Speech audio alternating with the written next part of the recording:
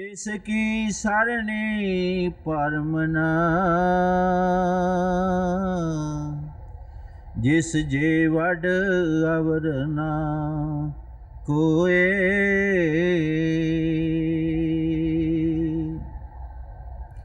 जिस सिमरत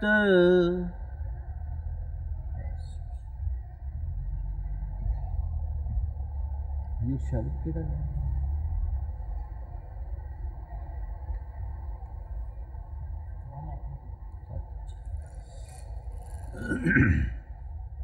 ए तन बेची संत पै प्यारे प्रीतम दे मिलाए पार ब्रह्म सिमरिए प्यारे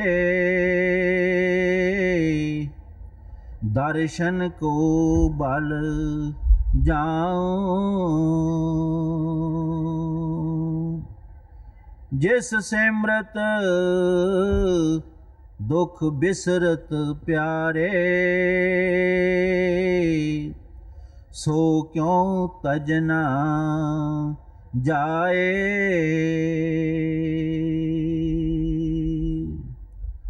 सुख सिंगार बिखिया के फीके ताज छोड़ो मेरी माए काम क्रोध लोभ तज गए प्यारे सतगुर चरनी पाए जो जन राते राम स्यों प्यारे अंत ना कत जाए हर रस जिनी चाख्या प्यारे तृप्त रहे अकाए अंचल गया साधका नानक पै सागर पार पराए रसना जपती तोहे तोहे रसना जपती तोहे तोहे मात गर्भ तुम ही प्रतिपालक मात गर्भ तुम ही प्रतिपालक मृत मंडल एक तू ही रसना जपती तू ही रसना जपती तू ही तुम ही पिता तुम ही फुन माता तुम ही पिता तुम ही फुन माता तुम ही मीत हित प्राता रसना जपती तू ही रसना जपती तू ही तुम परिवार तुम ही आधारा तुम परिवार तुम ही आधारा तुम ही जिया प्राण दाता रसना जपती तू ही तुम ही खजीना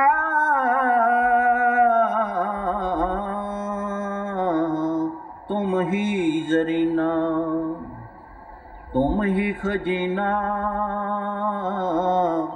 तुम ही जरीना, तुम ही माणक लाला, रसना जपती तू ही,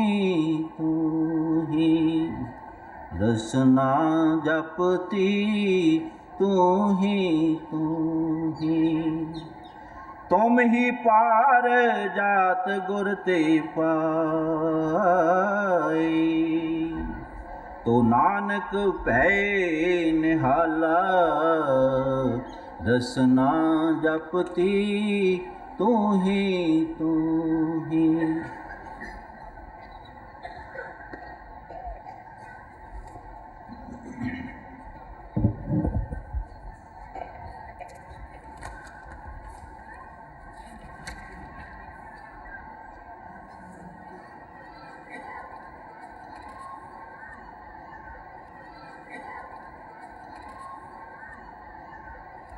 बाणी श्री हजूर स्वामी जी महाराज गुरु और नाम भगति बचन 19वां शब्द 18वां।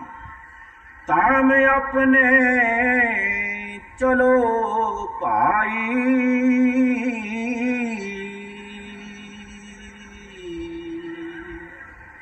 ताम अपने चलो भाई,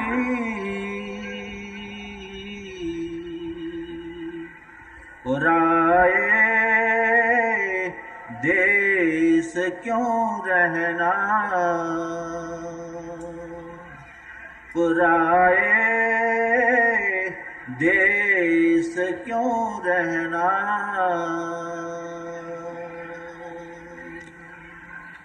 कल मैं श्री गुरु नानक देव जी महाराज के घर की बाणी लई सी।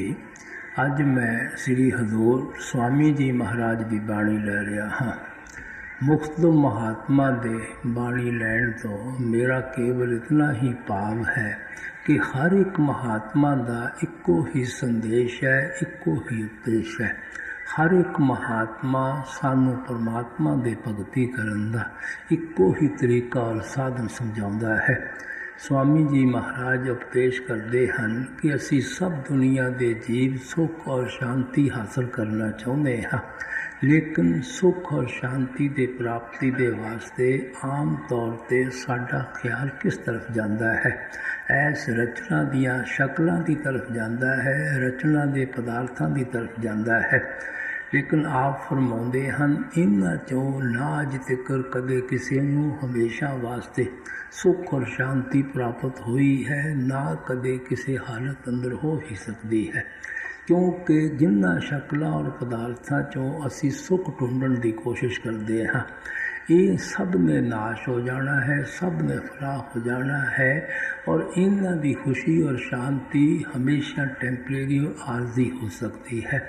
जो भी थोड़े बहुत सुख नज़र आते हैं, अरसा पा के सब दुखों अंदर तब्दील होने शुरू हो जाते हैं। ये जो भी परमात्मा ने सानू दातां दित्तियां होईयां हन, जिन्हां असी सुख का कारण समझी बैठे हैं, नाल ही मन विच पै और डर बैठ जाता है कि ये साडे किते हथों ना निकल जाण, ये परमात्मा खुशियां साथों किते वापस ना ले लवे।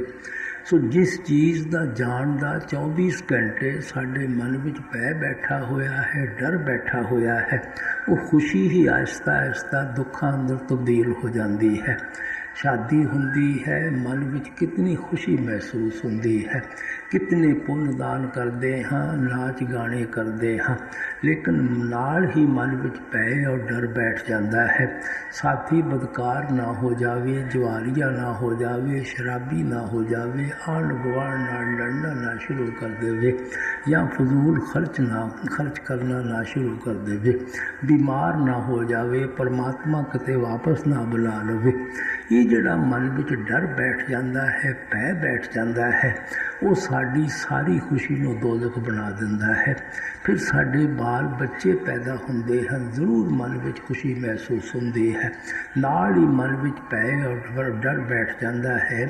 ਇਹਨਾਂ ਦੀ ਪਰਵਰਿਸ਼ ਕਿਸ ਤਰ੍ਹਾਂ ਕਰਾਂਗੇ, ਇਹਨਾਂ ਦੇ ਖਰਚਾਂ ਵਾਸਤੇ ਇਤਨਾ ਪੈਸਾ ਕਿੱਥੋਂ ਲਿਆਵਾਂਗੇ, ਕਿਹੜਿਆਂ ਸਕੂਲਾਂ ਵਿੱਚ ਦਾਖਲਾ ਢੂੰਡਣਾ ਪਵੇਗਾ, ਕਿਤੇ ਭੈੜੀਆਂ ਸੋਹਬਤਾਂ ਵਿੱਚ ਨਾ ਪੈ ਜਾਣ, ਚੋਰ ਡਾਕੂ ਨਾ ਬਣ ਜਾਣ, ਸ਼ਰਾਬੀ ਨਾ ਬਣ ਜਾਣ, ਅਵਾਰਾ ਗਰਦ ਨਾ ਬਣ ਜਾਣ, ਨਲਾਇਕ ਨਾ ਹੋ ਜਾਣ, ਸਾਨੂੰ ਛੱਡ ਕੇ ਨਾ ਕਿਤੇ ਚਲੇ ਜਾਣ, ਕਿਸੇ ਲੜਕੇ ਦਾ ਐਕਸੀਡੈਂਟ ਨਾ ਹੋ ਜਾਵੇ ਜਾਂ ਕੋਈ ਬਿਮਾਰ ਨਾ ਹੋ ਜਾਵੇ। ਉਹ ਔਲਾਦ ਹੀ ਆਹਿਸਤਾ ਆਹਿਸਤਾ ਸਾਡੇ ਵਾਸਤੇ ਦੁੱਖ ਦਾ ਕਾਰਨ ਬਣ ਜਾਂਦੀ ਹੈ। ਫਿਰ ਅਸੀਂ ਹਕੂਮਤ ਦੇ ਨਸ਼ੇ 'ਚੋਂ ਸੁੱਖ ਢੂੰਡਣ ਦੀ ਕੋਸ਼ਿਸ਼ ਕਰਦੇ ਹਾਂ। ਜ਼ਰੂਰ ਜਦੋਂ ਲੋਕ ਸਾਡੇ ਗੱਲਾਂ ਵਿੱਚ ਫੁੱਲਾਂ ਦੇ ਹਾਰ ਪਾਉਂਦੇ ਹਨ, ਸਾਡੇ ਜਲੂਸ ਕੱਢਦੇ ਹਨ, ਹਾਥੀਆਂ 'ਤੇ ਚੜਾਉਂਦੇ ਹਨ, ਸਾਡੀ ਵਾਹ ਕਰਦੇ ਹਨ, ਸਾਡਾ ਮਨ ਫੁੱਲਿਆ ਨਹੀਂ ਸਮਾਉਂਦਾ। ਲੇਕਿਨ ਜਦੋਂ ਬੜੇ ਲੀਡਰਾਂ ਦੀਆਂ ਅਸੀਂ ਜ਼ਿੰਦਗੀਆਂ ਪੜ੍ਹਦੇ ਹਾਂ, ਸਾਡੇ ਮਨ ਵਿੱਚ ਵੀ ਭੈ ਔਰ ਡਰ ਬੈਠ ਜਾਂਦਾ ਹੈ। ਇੱਕ ਤੇ ਮੇਰੀ ਹਾਲਤ ਨਾ ਹੋ ਜਾਵੇ, ਮੈਨੂੰ ਨਾ ਕਿਤੇ ਫਾਇਰਿੰਗ ਸਕੁਐਡ ਅੱਗੇ ਖੜਾ ਕਰ ਦਿੱਤਾ ਜਾਵੇ, ਮੇਰੀ ਕਿਤੇ ਇਨਕੁਆਇਰੀ ਨਾ ਸ਼ੁਰੂ ਹੋ ਜਾਵੇ, ਮੇਰੀ ਮਿੱਟੀ ਅਖਬਾਰਾਂ ਵਿੱਚ ਨਾ ਪਲੀਤ ਹੋਣੀ ਸ਼ੁਰੂ ਹੋ ਜਾਵੇ, ਰਾਤੋਂ ਰਾਤ ਦੂਸਰੀ ਪਾਰਟੀ ਆ ਕੇ ਚੁੱਕ ਕੇ ਮੈਨੂੰ ਜੇਲ੍ਹ ਖਾਨਿਆਂ ਵਿੱਚ ਨਾ ਪਾ ਦੇਵੇ। ਉਹ ਜਿਹੜਾ ਮਨ ਵਿੱਚ ਭੈ ਔਰ ਡਰ ਬੈਠਾ ਹੋਇਆ ਹੈ, ਉਹ ਸਾਰੀ ਦੁਨੀਆ ਦੀ ਮਾਣ ਵਡਿਆਈ ਨੂੰ ਦੁੱਖਾਂ ਵਿੱਚ ਤਬਦੀਲ ਕਰ ਦਿੰਦਾ ਹੈ। ਇਸੇ ਤਰ੍ਹਾਂ ਜਿਸ ਵਕਤ ਧਨ ਦੌਲਤ ਆਉਂਦਾ ਹੈ, ਜ਼ਰੂਰ ਮਨ ਵਿੱਚ ਖੁਸ਼ੀ ਮਹਿਸੂਸ ਹੁੰਦੀ ਹੈ, ਨਾਲ ਹੀ ਫਿਕਰ ਪੈ ਜਾਂਦਾ ਹੈ, ਭੈ ਬੈਠ ਜਾਂਦਾ ਹੈ। ਸੇਲ ਟੈਕਸ ਦਾ ਚੱਕਰ ਨਾ ਪੈ ਜਾਵੇ, ਇਨਕਮ ਟੈਕਸ ਦੇ ਰੇਟ ਨਾ ਪੈ ਜਾਣ, ਯਾਰ ਦੋਸਤ ਨਾ ਮੁੱਕਰ ਜਾਣ, ਸ਼ੇਅਰਾਂ ਦੀ ਕੀਮਤ ਦਾ ਕਮ ਹੋ ਜਾਵੇ। ਉਹ ਜਿਹੜਾ ਭੈ ਔਰ ਡਰ ਹੈ, ਉਹ ਸਾਨੂੰ ਬਲਕਿ ਹਾਰਟ ਅਟੈਕ ਦੇਣੇ ਸ਼ੁਰੂ ਕਰ ਦਿੰਦਾ ਹੈ, ਡਾਇਬਟਿਕ ਬਣਾ ਦਿੰਦਾ ਹੈ, ਬਲੱਡ ਪ੍ਰੈਸ਼ਰ ਦੀਆਂ ਬਿਮਾਰੀਆਂ ਦੇ ਦਿੰਦਾ ਹੈ, ਮੈਂਟਲ ਡਿਪਰੈਸ਼ਨ ਦੇ ਦਿੰਦਾ ਹੈ। ਉਹ ਸਾਰਾ ਰੁਪਇਆ ਪੈਸਾ ਹੀ ਸਾਡੇ ਵਾਸਤੇ ਦੁੱਖ ਦਾ ਕਾਰਨ ਬਣ ਕੇ ਖੜਾ ਹੋ ਜਾਂਦਾ ਹੈ। ਫਿਰ ਅਸੀਂ ਸ਼ਰਾਬਾਂ ਕਬਾਬਾਂ ਦੀਆਂ ਲਸਤਾਂ 'ਚੋਂ ਸੁੱਖ ਢੂੰਡਦੇ ਹਾਂ। ਇਹ ਚੀਜ਼ਾਂ ਸ਼ਾਇਦ ਖਾਣ ਪੀਣ ਨੂੰ ਬਹੁਤ ਅੱਛੀਆਂ ਲੱਗਦੀਆਂ ਹਨ, ਲੇਕਿਨ ਜਿਸਮ 'ਤੇ ਜਦੋਂ ਬਿਮਾਰੀਆਂ ਦਾ ਹਿਸਾਬ ਕਿਤਾਬ ਦੇਣਾ ਪੈਂਦਾ ਹੈ, ਜੇਲ੍ਹਾਂ ਵਿੱਚ ਜਾ ਕੇ ਚੱਕੀਆਂ ਚਲਾਉਣੀਆਂ ਪੈਂਦੀਆਂ ਹਨ ਔਰ ਵਕੀਲਾਂ ਦੀਆਂ ਝਿੜਕਾਂ ਜਾਂ ਮੁਕੱਦਮਿਆਂ ਦੇ ਖਰਚ ਬਰਦਾਸ਼ਤ ਕਰਨੇ ਪੈਂਦੇ ਹਨ, ਫਿਰ ਪਤਾ ਲੱਗਦਾ ਹੈ ਇਹ ਸੁੱਖ ਦਾ ਕਾਰਨ ਸੀ ਕਿ ਦੁੱਖ ਦਾ ਕਾਰਨ ਸੀ। ਇਹਨਾਂ ਸ਼ਕਲਾਂ ਔਰ ਪਦਾਰਥਾਂ 'ਚੋਂ ਸਾਨੂੰ ਕਿਉਂ ਸੁੱਖ ਨਹੀਂ ਮਿਲਦਾ? स्वामी जी कहते हैं, तजो मन जे दुख सुख का ताम, चढ़ कर लगो अब तुम सतनाम। ये मालिक ने दुनिया ही दुखों और सुखों की बनाई हुई है।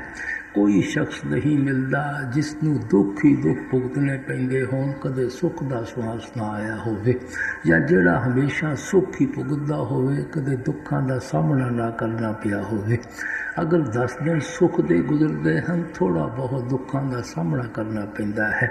अगर 10 दिन दुखों के भुगतते हैं, थोड़े बहुत सुख के सुआस आ जाते हैं। जितने भी अपने सुख हैं पिछले जन्मों के पुण्यों के कारण हैं, जितने भी अपने दुख हैं पिछले जन्मों के पापों के कारण हैं। ये पुण्य और पाप इकट्ठे होंदे हैं तो सानू इंसान का जामा मिलता है। असी शरीर विच बैठ के उन्हां पुण्यों का भी हिसाब देना है, पापों का भी हिसाब देना है। पुण्य करके सुखी हो रहे हैं, पापा करके दुखी हो जाते हैं।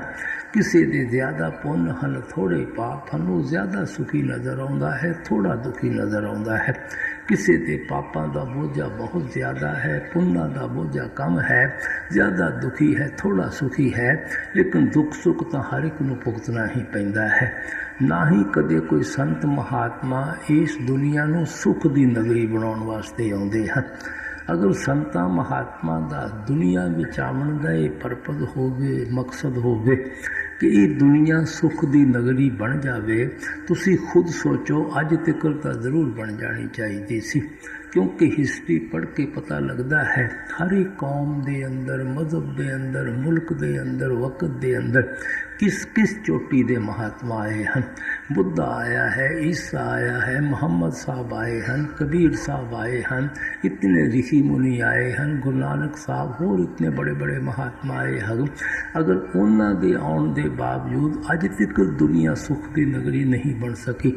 असी हुण की उम्मीद लैके बैठे हाँ कि असी इस दुनिया नूं सुख की नगरी बना सकांगे।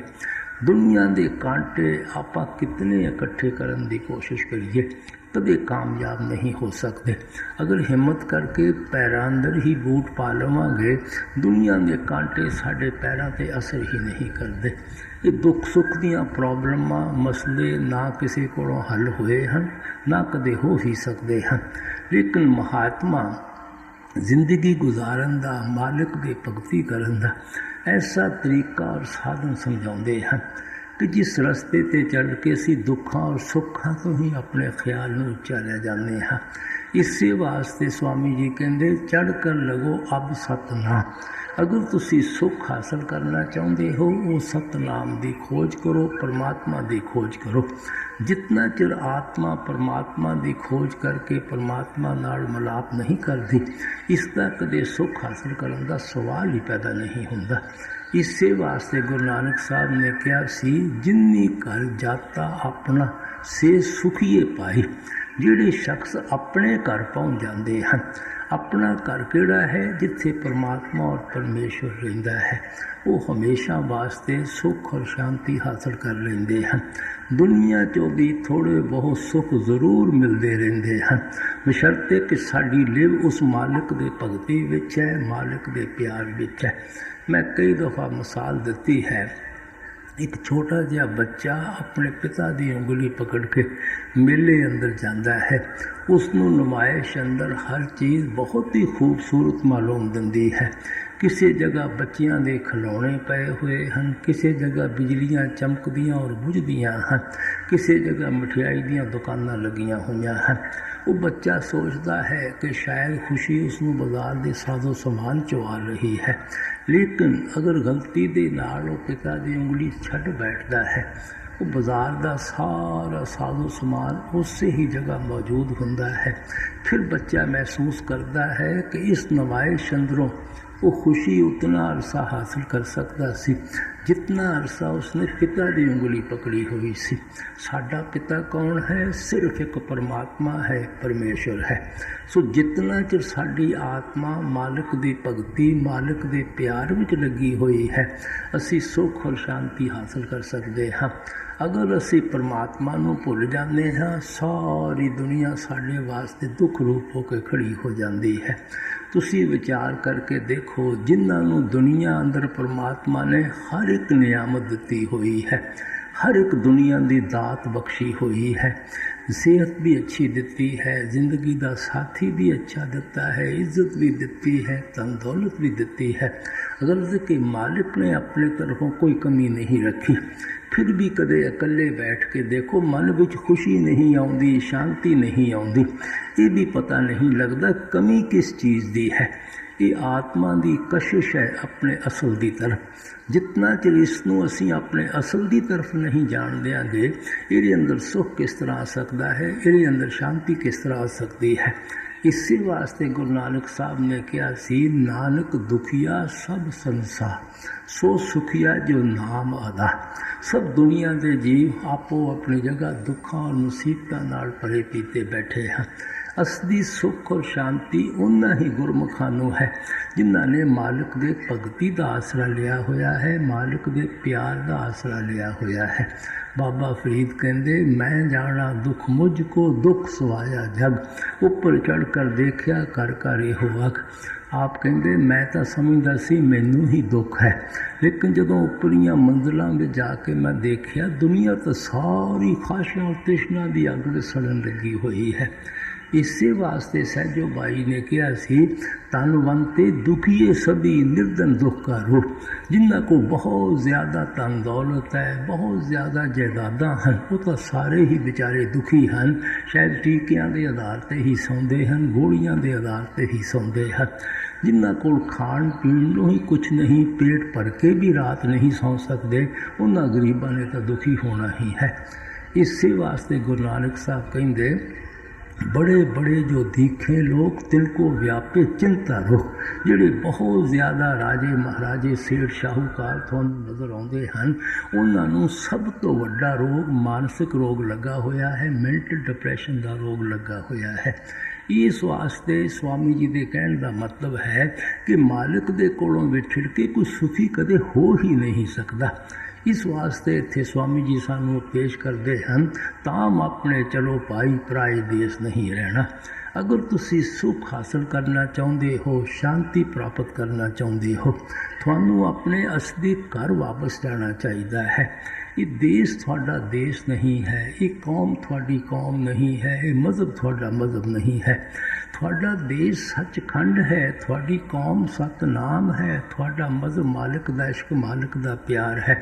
ਤੁਸੀਂ ਤਾਂ ਪਰਦੇਸੀਆਂ ਵਾਂਗੂ ਇਸ ਦੁਨੀਆ ਵਿੱਚ ਆ ਕੇ ਭਟਕਦੇ ਔਰ ਤੜਫਦੇ ਫਿਰਦੇ ਹੋ। ਅਗਰ ਕੋਈ ਪ੍ਰਦੇਸ਼ ਵਿੱਚ ਆਦਮੀ ਚਲੇ ਜਾਂਦਾ ਹੈ ਜਿੱਥੇ ਉਸ ਦਾ ਆਪਣਾ ਕੋਈ ਵੀ ਨਾ ਹੋਵੇ, ਤੁਸੀਂ ਸੋਚੋ ਸੁੱਖ ਕਿਸ ਤਰ੍ਹਾਂ ਹਾਸਲ ਕਰ ਸਕਦਾ ਹੈ, ਸ਼ਾਂਤੀ ਕਿਸ ਤਰ੍ਹਾਂ ਪ੍ਰਾਪਤ ਕਰ ਸਕਦਾ ਹੈ। ਸਾਰੀ ਰਚਨਾ ਸਾਡੇ ਵਾਸਤੇ ਪ੍ਰਦੇਸ਼ ਹੈ। ਸਾਡਾ ਅਸਲੀ ਦੇਸ਼ ਕਿਹੜਾ ਹੈ? ਜਿੱਥੇ ਸਾਡਾ ਅਸਲ ਰਹਿੰਦਾ ਹੈ, ਜਿੱਥੇ ਪਰਮਾਤਮਾ ਰਹਿੰਦਾ ਹੈ। ਸੋ ਇਸ ਰਚਨਾ ਨੂੰ, ਪ੍ਰਦੇਸ਼ ਨੂੰ ਅਸੀਂ ਘਰ ਸਮਝੀ ਬੈਠੇ ਹਾਂ, ਔਰ ਜਿਹੜੇ ਪਰਾਏ ਹਨ ਉਹਨਾਂ ਨੂੰ ਅਸੀਂ ਆਪਣਾ ਸਮਝੀ ਬੈਠੇ ਹਾਂ। ਇਸ ਵਾਸਤੇ ਅਸੀਂ ਇਹਨਾਂ 'ਚੋਂ ਸੁੱਖ ਕਿਸ ਤਰ੍ਹਾਂ ਹਾਸਲ ਕਰ ਸਕਦੇ ਹਾਂ, ਇਹਨਾਂ 'ਚੋਂ ਸ਼ਾਂਤੀ ਕਿਸ ਤਰ੍ਹਾਂ ਪ੍ਰਾਪਤ ਕਰ ਸਕਦੇ ਹਾਂ। ਇਹਨਾਂ ਨਾਲ ਲੈਣੇ ਦੇਣੇ ਦਾ ਸੰਬੰਧ ਹੈ, ਇਹਨਾਂ ਨਾਲ ਗਰਜ਼ਾਂ ਦਾ ਪਿਆਰ ਹੈ। ਜਿਉਂ-ਜਿਉਂ ਕਿਸੇ ਦਾ ਹਿਸਾਬ ਕਿਤਾਬ ਖਤਮ ਹੁੰਦਾ ਹੈ, ਸਭ ਆਪੋ ਆਪਣੇ ਰਸਤਿਆਂ ਨੂੰ ਤੁਰ ਪੈਂਦੇ ਹਨ। ਕੋਈ ਭੈਣ ਬਣ ਕੇ ਆ ਗਈ, ਕੋਈ ਮਾਤਾ ਬਣ ਕੇ ਆ ਗਈ, ਕੋਈ ਬੀਵੀ ਬਣ ਕੇ ਆ ਗਈ, ਕੋਈ ਬੱਚੇ ਬਣ ਕੇ ਆ ਗਏ, ਕੋਈ ਯਾਰ ਦੋਸਤ ਬਣ ਕੇ ਆ ਗਏ। ਜਿਤਨਾ ਜਿਤਨਾ ਕਿਸੇ ਦਾ ਹਿਸਾਬ ਖਤਮ ਹੁੰਦਾ ਹੈ, ਸਭ ਆਪੋ ਆਪਣੇ ਰਸਤਿਆਂ ਨੂੰ ਪੈ ਜਾਂਦੇ ਹਨ। ਦੇਖ ਲਓ, ਕਈ ਸਾਨੂੰ ਛੱਡ ਕੇ ਜਾ ਚੁੱਕੇ ਹਨ, ਕਈਆਂ ਨੂੰ ਅਸੀਂ ਛੱਡ ਕੇ ਜਾ ਚੁੱਕੇ ਹਾਂ। ਦਰਿਆ ਦੇ ਅੰਦਰ ਬਹੁਤ ਸਾਰੀਆਂ ਲਹਿਰਾਂ ਨਜ਼ਰ ਆਉਂਦੀਆਂ ਹਨ। ਇੱਕ ਲਹਿਰ ਉੱਠਦੀ ਹੈ, ਸਭ ਨੂੰ ਇਕੱਠਾ ਕਰ ਦਿੰਦੀ ਹੈ। ਦੂਸਰੀ ਲਹਿਰ ਉੱਠਦੀ ਹੈ, ਸਭ ਨੂੰ ਲੱਕੜਾਂ ਨੂੰ ਨਖੇੜ ਦਿੰਦੀ ਹੈ। ਇੱਕ ਲਹਿਰ ਉੱਠੀ, ਸਭ ਰਿਸ਼ਤੇਦਾਰ ਕਰਮਾਂ ਦੀ ਲਹਿਰ ਉੱਠੀ, ਇਕੱਠੇ ਮਿੰਟਾਂ ਸਕਿੰਟਾਂ ਅੰਦਰ ਇਕੱਠੇ ਹੋ ਗਏ। ਕੋਈ ਭੈਣ ਭਾਈ ਬਣ ਕੇ ਆ ਗਏ, ਕੋਈ ਪੁੱਤਰ ਧੀਆਂ ਬਣ ਕੇ ਆ ਗਏ, ਕੋਈ ਯਾਰ ਦੋਸਤ ਬਣ ਕੇ ਆ ਗਏ। ਦੂਸਰੇ ਕਰਮਾਂ ਦੀ ਲਹਿਰ ਉੱਠੀ, ਫਿਰ ਆਪੋ ਆਪਣੇ ਰਸਤਿਆਂ ਨੂੰ ਪੈ ਜਾਂਦੇ ਹਨ। ਰੋਜ਼ ਰੇਲਵੇ ਦਾ ਸਫ਼ਰ ਕਰਦੇ ਹਾਂ, ਕਈ ਕਿਸਮ ਦੇ ਮੁਸਾਫਿਰ ਮਿਲਦੇ ਹਨ। ਜਦੋਂ ਆਪਣਾ ਸਟੇਸ਼ਨ ਆਉਂਦਾ ਹੈ, ਉਹ ਆਪਣੇ ਸਟੇਸ਼ਨ 'ਤੇ ਉਤਰ ਜਾਂਦੇ ਹਨ, ਅਸੀਂ ਆਪਣੇ ਸਟੇਸ਼ਨ 'ਤੇ ਉਤਰ ਜਾਂਦੇ ਹਾਂ। ਕਿਸੇ ਨਾਲ ਸਾਡਾ ਕੋਈ ਤਾਲੁਕ ਨਹੀਂ ਹੁੰਦਾ, ਕੋਈ ਰਿਸ਼ਤਾ ਨਹੀਂ ਹੁੰਦਾ। ਇਹ ਦੁਨੀਆ ਦੀ ਇੱਕ ਬੜੀ ਵੱਡੀ ਸਾਰੀ ਸਟੇਜ ਹੈ। ਜਿਸ ਤਰ੍ਹਾਂ ਕੋਈ ਹੀਰੋ ਦਾ ਪਾਰਟ ਕਰਦਾ ਹੈ, ਕੋਈ ਹੀਰੋਇਨ ਦਾ ਪਾਰਟ ਕਰਦਾ ਹੈ, ਕੋਈ ਵਿਲਨ ਦਾ ਪਾਰਟ ਕਰਦਾ ਹੈ। ਇਸੇ ਤਰ੍ਹਾਂ ਜੋ ਉਹਨਾਂ ਨੂੰ ਪਾਰਟ ਮਿਲਦਾ ਹੈ ਉਹ ਅਦਾ ਕਰਨ ਲੱਗੇ ਹੋਏ ਹਨ। ਜਦੋਂ ਸਟੇਜ ਤੋਂ ਉਤਰ ਜਾਂਦੇ ਹਨ, ਨਾ ਕੋਈ ਹੀਰੋ ਹੁੰਦਾ ਹੈ, ਨਾ ਕੋਈ ਹੀਰੋਇਨ ਹੁੰਦੀ ਹੈ, ਨਾ ਕੋਈ ਵਿਲਨ ਹੁੰਦਾ ਹੈ। ਇਹ ਦੁਨੀਆ ਦੀ ਮਹਾਤਮਾ ਕਹਿੰਦੇ ਸਟੇਜ ਹੈ। ਅਸੀਂ ਆਪਣੇ ਕਰਮਾਂ ਕਰਕੇ ਭੈਣ ਭਾਈ, ਰਿਸ਼ਤੇਦਾਰ, ਯਾਰ ਦੋਸਤ, ਪੁੱਤਰ ਧੀਆਂ ਬਣੇ ਬੈਠੇ ਹਾਂ। ਇੱਥੇ ਕੋਈ ਕਿਸੇ ਦਾ ਨਹੀਂ ਹੈ। ਇਸ ਵਾਸਤੇ ਅਸੀਂ ਇਹਨਾਂ ਨੂੰ ਆਪਣਾ ਸਮਝਦੇ ਹਾਂ। ਇਹ ਸਾਡੇ ਬਣਦੇ ਨਹੀਂ। ਅਸੀਂ ਰੋਣਾ ਪਿੱਟਣਾ ਸ਼ੁਰੂ ਕਰ ਦਿੰਦੇ ਹਾਂ, ਅਸੀਂ ਦੁਖੀ ਹੋਣਾ ਸ਼ੁਰੂ ਕਰ ਦਿੰਦੇ ਹਾਂ। ਇਹ ਨਾ ਕਦੇ ਬਣੇ ਹਨ, ਨਾ ਕਦੇ ਬਣ ਸਕਦੇ ਹਨ। ਇਸ ਵਾਸਤੇ ਅਸੀਂ ਦਿਨ ਰਾਤ ਦੁਖੀ ਹੋਣ ਲੱਗੇ ਹੋਏ ਹਾਂ। ਇਸ ਵਾਸਤੇ ਸਵਾਮੀ ਜੀ ਮਹਾਰਾਜ ਸਮਝਾਉਂਦੇ ਹਨ ਕਿ ਇਹਨਾਂ 'ਚੋਂ ਕੋਈ ਵੀ ਤੁਹਾਡਾ ਆਪਣਾ ਨਹੀਂ ਹੈ। ਸਾਡੀ ਆਤਮਾ ਉਸ ਪਰਮਾਤਮਾ ਦੀ ਅੰਸ਼ ਹੈ। ਅਸੀਂ ਉਸ ਸਤਨਾਮ ਦੇ ਸਮੁੰਦਰ ਦੇ ਕਤਰੇ ਹਾਂ। ਉਸ ਮਾਲਿਕ ਦੇ ਕੋਲੋਂ ਮਾਇਆ ਦੇ ਜਾਲ ਵਿੱਚ ਪਿਛੜ ਕੇ ਮਾਇਆ ਦੇ ਜਾਲ ਵਿੱਚ ਫਸੇ ਹੋਏ ਹਾਂ। ਮਨ ਦੇ ਤਾਬੇ ਹੋ ਕੇ ਜੋ ਜੋ ਕਰਮ ਕਰ ਬੈਠੇ ਹਾਂ, ਉਹਨਾਂ ਦਾ ਨਤੀਜਾ ਭੁਗਤਣ ਵਾਸਤੇ ਹਰ ਇੱਕ ਨੂੰ ਸਾਨੂੰ ਇਸ 84 ਦੇ ਜੇਲ੍ਹ ਖਾਨੇ ਵਿੱਚ ਆਉਣਾ ਪੈਂਦਾ ਹੈ। ਕਿਉਂਕਿ ਇਹ ਜਿਹੜੀ ਦੁਨੀਆ ਹੈ, ਇਹ ਕਰਮ ਭੂਮੀ ਹੈ, ਕਰਮਾ ਸੰਜਰਾ ਖੇਤ ਹੈ। ਇਸੇ ਵਾਸਤੇ ਸਵਾਮੀ ਜੀ ਨੇ ਕਿਹਾ ਸੀ, ਕਰਮ ਜੋ ਜੋ ਕਰੇਗਾ ਤੂੰ ਵਹੀ ਫਿਰ ਭੋਗਣਾ ਪੜਨਾ। ਇੱਥੇ ਅੱਛੇ ਕਰਮ ਕਰੋਗੇ, ਅੱਛਾ ਨਤੀਜਾ ਭੁਗਤਣ ਵਾਸਤੇ ਆ ਜਾਵੋਗੇ। ਮੰਦੇ ਕਰਮ ਕਰੋਗੇ, ਮੰਦਾ ਨਤੀਜਾ ਭੁਗਤਣ ਵਾਸਤੇ ਆ ਜਾਵੋਗੇ। ਨਾ ਅੱਛੀਆਂ ਕਰਮਾਂ ਕਰਕੇ ਦੇਹ ਦੀਆਂ ਬੰਧਨਾਂ ਤੋਂ ਬਚ ਸਕਦੇ ਹੋ, ਨਾ ਬੁਰਿਆਂ ਕਰਮਾਂ ਕਰਕੇ ਮਰਨ ਜੰਮਣ ਦੇ ਦੁੱਖਾਂ ਤੋਂ ਛੁਟਕਾਰਾ ਹੁੰਦਾ ਹੈ। ਅੱਛੇ ਕਰਮ ਕਰਦੇ ਹਾਂ, ਰਾਜੇ ਮਹਾਰਾਜੇ ਬਣ ਕੇ ਆ ਜਾਵਾਂਗੇ, ਸੇਠ ਸ਼ਾਹੂਕਾਰ ਬਣ ਕੇ ਆ ਜਾਵਾਂਗੇ, ਕੌਮਾਂ ਮਸਬਾਂ ਮੁਲਕਾਂ ਦੀ ਹਕੂਮਤ ਹਾਸਲ ਕਰਕੇ ਆ ਜਾਵਾਂਗੇ। ਜ਼ਿਆਦਾ ਤੋਂ ਜ਼ਿਆਦਾ ਬੈਕੁੰਠਾਂ ਔਰ ਸਵਰਗਾਂ ਵਿੱਚ ਚਲੇ ਜਾਵਾਂਗੇ। ਉਹ ਵੀ ਭੋਗ ਜੂਨੀਆਂ ਹਨ, ਫਿਰ ਸਰਟਨ ਟਾਈਮ ਔਰ ਪੀਰੀਅਡ ਦੇ ਵਾਸਤੇ ਹਨ। ਫਿਰ ਵਾਪਸ ਇਸੇ 84 ਦੇ ਜੇਲ੍ਹ ਖਾਨੇ ਵਿੱਚ ਆਉਣਾ ਪੈਂਦਾ ਹੈ। ਅਗਰ ਭੈੜੇ ਖੋਟੇ ਪਾਪ ਔਰ ਕਰਮ ਕਰਦੇ ਹਾਂ, ਫਿਰ ਤਾਂ ਨਰਕ ਔਰ 84 ਤਿਆਰ ਹੀ ਰਹਿੰਦੀ ਹੈ। ਕਿਆ ਰਾਜਾ, ਕਿਆ ਪ੍ਰਜਾ, ਕਿਆ ਅਮੀਰ, ਕਿਆ ਔਰਤ, ਸਭ ਦੁਨੀਆ ਦੇ ਜੀਵ ਇੱਥੇ ਆ ਕੇ ਆਪੋ ਆਪਣੇ ਕਰਮਾਂ ਦਾ ਹਿਸਾਬ ਦੇ ਰਹੇ ਹਨ। ਔਰ ਇਹਨਾਂ ਕਰਮਾਂ ਕਰਕੇ ਤੁਹਾਨੂੰ ਪਤਾ ਹੈ ਜਿੱਥੇ ਵੀ ਜਾ ਕੇ ਆਪਾਂ ਜਨਮ ਲੈਂਦੇ ਹਾਂ ਉਸੇ ਜਾਮੇ ਅੰਦਰ ਬੈਠ ਕੇ ਦੁੱਖ ਭੁਗਤਣੇ ਪੈਂਦੇ ਹਨ, ਮੁਸੀਬਤਾਂ ਭੁਗਤਣੀਆਂ ਪੈਂਦੀਆਂ ਹਨ। ਕਿਸੇ ਜਾਮੇ ਅੰਦਰ ਸੋਚੋ ਸਾਨੂੰ ਸੁੱਖ ਨਹੀਂ ਮਿਲਦਾ, ਸਾਨੂੰ ਸ਼ਾਂਤੀ ਨਹੀਂ ਮਿਲਦੀ। ਭੇਡਾਂ ਦਾ ਜਾਮੇ ਲੈ ਲਓ, ਬੱਕਰੀਆਂ ਦੇ ਜਾਮੇ ਲੈ ਲਓ, ਮੁਰਗਿਆਂ ਦੇ ਜਾਮੇ ਲੈ ਲਓ, ਜਿਨ੍ਹਾਂ ਦੇ ਗਲਿਆਂ 'ਤੇ ਸਾਡੇ ਪੇਟ ਦੀ ਖਾਤਰ ਹਜ਼ਾਰ ਕਿਸਮ ਦੀਆਂ ਛੁਰੀਆਂ ਚੱਲਣ ਲੱਗੀਆਂ ਹੋਈਆਂ ਹਨ। ਅਸੀਂ ਕਦੇ ਸੋਚ ਔਰ ਵਿਚਾਰ ਕਰਕੇ ਦੇਖਿਆ ਹੈ, ਜੇ ਆਪਣੇ ਕਰਮਾਂ ਕਰਕੇ ਸਾਡੀਆਂ ਗਰਦਨਾਂ ਉਹਨਾਂ ਦੇ ਨੀਚੇ ਹੋਣ, ਉਹਨਾਂ ਦੇ ਹੱਥ ਵਿੱਚ ਛੁਰੀਆਂ ਔਰ ਕੁਹਾੜੀਆਂ ਪਕੜੀਆਂ ਹੋਣ, ਸਾਡੀ ਕੀ ਦੁਰਦਸ਼ਾ ਹੋਵੇਗੀ, ਸਾਡੀ ਕੀ ਹਾਲਤ ਹੋਵੇਗੀ। ਮਾਮੂਲੀ ਸੂਈ ਡਾਕਟਰ ਟੀਕਾ ਲਗਾਉਣ ਦੀ ਖਾਤਰ ਗਰਮ ਕਰਦਾ ਹੈ, ਉਹਨੂੰ ਦੇਖ ਕੇ ਆਪਾਂ ਕੰਬਣਾ ਸ਼ੁਰੂ ਕਰ ਦਿੰਦੇ ਹਾਂ। ਲੇਕਿਨ ਉਹਨਾਂ ਗਰੀਬ ਮਜ਼ਲੂਮਾਂ 'ਤੇ ਕੌਣ ਤਰਸ ਖਾਂਦਾ ਹੈ। ਤੁਸੀਂ ਇਨਸਾਨ ਦੇ ਜਾਮੇ ਨੂੰ ਲੈ ਲਓ, ਜਿਸ ਨੂੰ ਟੌਪ ਆਫ ਦੀ ਕ੍ਰੀਏਸ਼ਨ ਕਹਿੰਦੇ ਹਾਂ, ਅਸ਼ਰਫੁਲ ਮਖਲੂਕਾਤ ਸਮਝੀ ਬੈਠੇ ਹਾਂ, ਨਲ ਨਰੈਣੀ ਦੇ ਕਹਿ ਕੇ ਰਿਸ਼ੀ ਮੁਨੀ ਸਮਝਾਉਂਦੇ ਹਨ। ਇਸ ਦੇ ਅੰਦਰ ਬੈਠ ਕੇ ਕਿਹੜਾ ਕੋਈ ਸੁੱਖ ਹਾਸਲ ਕਰ ਸਕਦਾ ਹੈ, ਕਿਹੜਾ ਕੋਈ ਸ਼ਾਂਤੀ ਪ੍ਰਾਪਤ ਕਰ ਸਕਦਾ ਹੈ।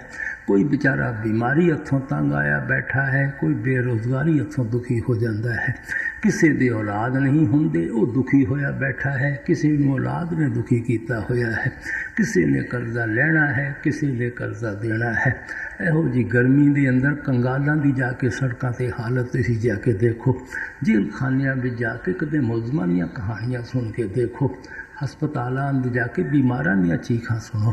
ਦੁਨੀਆ ਦੇ ਅੰਦਰ ਤਾਂ ਦੁੱਖ ਹੀ ਦੁੱਖ, ਮੁਸੀਬਤਾਂ ਹੀ ਮੁਸੀਬਤਾਂ ਨਜ਼ਰ ਆਉਂਦੀਆਂ ਹਨ। ਇਹ ਕੌਮਾਂ, ਮਜ਼ਹਬਾਂ, ਮੁਲਕਾਂ ਦੇ ਝਗੜੇ ਆਪਣਾ ਪਿੱਛਾ ਹੀ ਨਹੀਂ ਛੱਡਦੇ।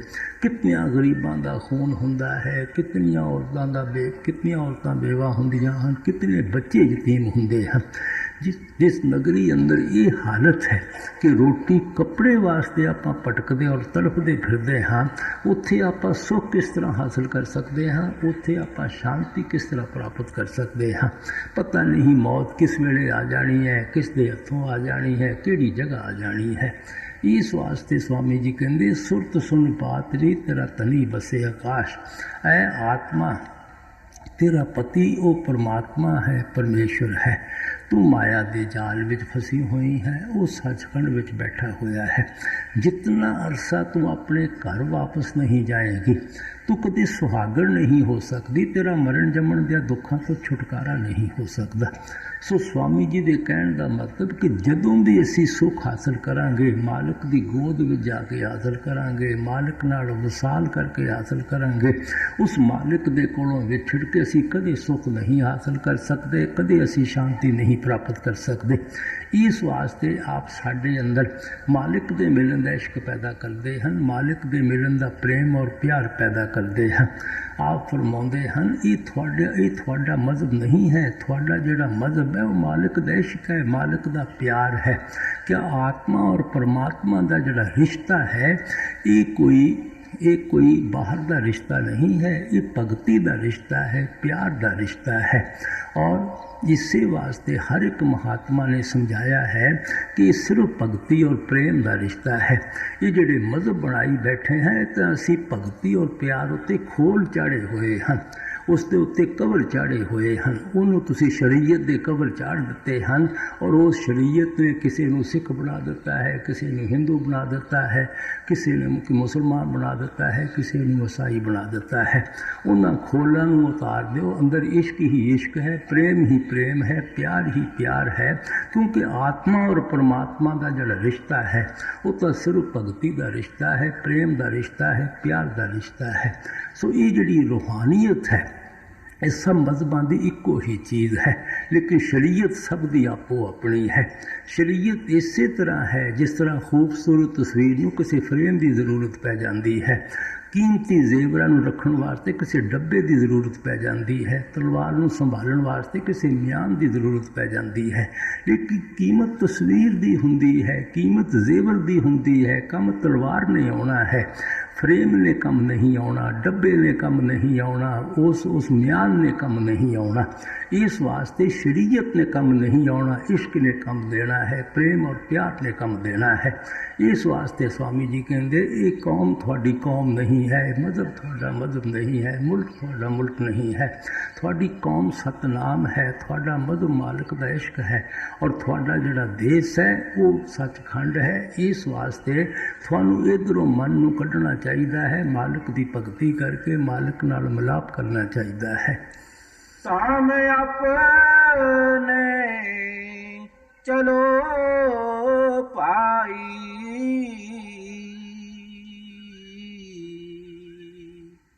पराए देश क्यों रहना, काम अपना करो जाई, पराए काम नहीं फसना। हम समझाते हैं अज जो कुछ भी दुनिया तुसी अखां नाल देख रहे हो, ये 84 का बहुत बड़ा सारा जेल खाना है। ਇਹਦੇ अंदरों परमात्मा ने निकलने का केवल एक दरवाज़ा रखा है। वो केड़ा दरवाज़ा है? वो इंसान का जामा है। और ये मौका इसे वास्ते थानू परमात्मा ने बख्शिया है कि इस दे अंदर बैठ के तुसी मालिक की भगती करो, मालिक की खोज करो, मालिक नाल वसाल करो, ताकि थोड़ा देह दे बंधना तो हमेशा वास्ते छुटकारा हो जाए। इसे वास्ते स्वामी जी कहते मिले नर दे ये तुमको बनाओ काज कुछ अपना, पचो मत आए इस जग में जानियो रहन का सुपना, दे और ग्रेब सब झूठा परम में काहे को खपना। ये जड़ा इंसान का जामा है मालिक ने थानू अपने काम काज वास्ते बख्शिया है। इस वास्ते कहते देह विच बैठ के कोई अपने मतलब भी सोचना चाहिए है। दुनिया की ऐशो इशरो दुनिया नू हसदे खेलते देख के किते भुल के ना बैठ जावो कि बड़ी सुख की जगह है, तो रात के सुपन की तरह है। ये देह ने भी नाश हो जाना है, गृह ने भी नाश हो जाना है, सब भरम है, इसकी कोई असलियत नहीं है। इस वास्ते स्वामी जी कहते मंजिले मकसूद नू अखां अगे रखो, डेस्टिनेशन की खोज करो, रूहानी सफ़र करो, ताकि थोड़ा देह विच आवन का परपज पूरा हो सके, देह विच आवन का मकसद पूरा हो सके। इस वास्ते समझाते हैं काम करो अपना कि जिस परपज वास्ते थानू मालिक ने भेजिया है उस मकसद नू अपने अखां अगे रखो, वो काम करो जिहड़े थानू देह दे बंधना तो आज़ाद करते हैं। उन्हां कामां विच ना सारे फसे रहो, सारी उम्र फसे रहो, जिहड़े थानू बार बार देह दे बंधना की तरफ खिंच के लै आउंदे हैं। किहड़ा काम सानू मालिक नाल मिलाउंदा है? मालिक की भगती मिलाउंदी है, मालिक का प्यार मिलाउंदा है। बाकी तो लैणे देने का हिसाब है, गर्जां का प्यार है। असी अगर हमेशा इंद्रियां दे भोगां विषयां वकारां शराबां कबाबां कौमां मजहबां मुल्कां दे ही झगड़ियां विच फसे रहना है, ये सारे धंधे सारे जिहड़े बीज बीजण लगे हुए हाँ, काम काज इहो जे करन लगे हुए हाँ, ये फिर सानू बार बार देह दियां बंधनां विच खिच के ले आउणगे। इसे वास्ते गुरु साहब ने खबरदार किया सी, विष्टा के कीड़े विष्टा कमाए विष्टा माहे पचावणिया।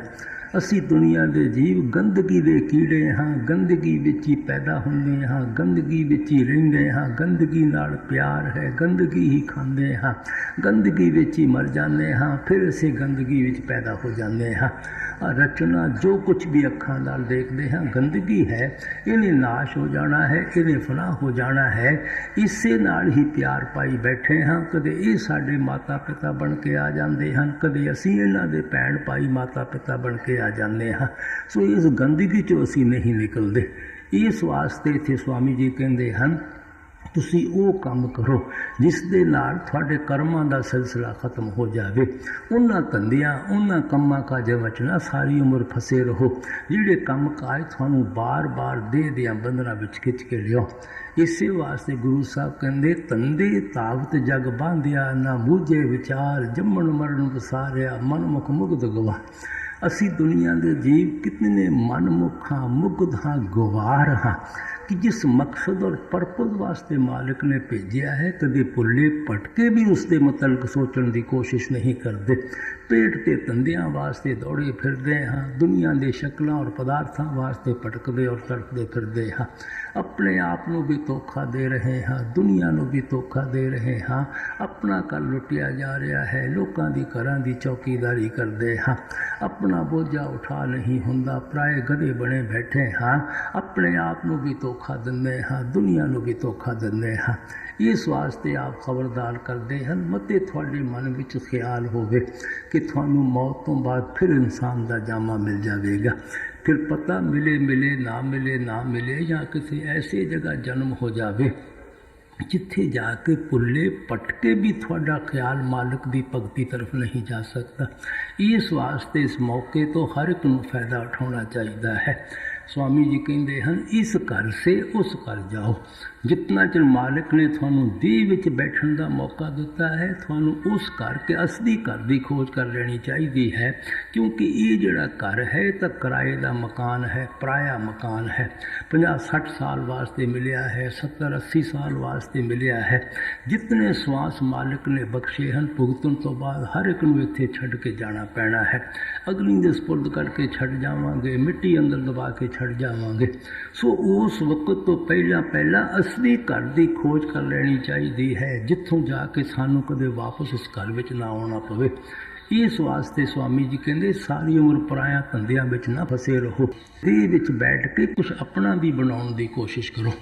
काम अपना करो जाई, पराए काम नहीं फसना। नाम गुर का संभाले चल,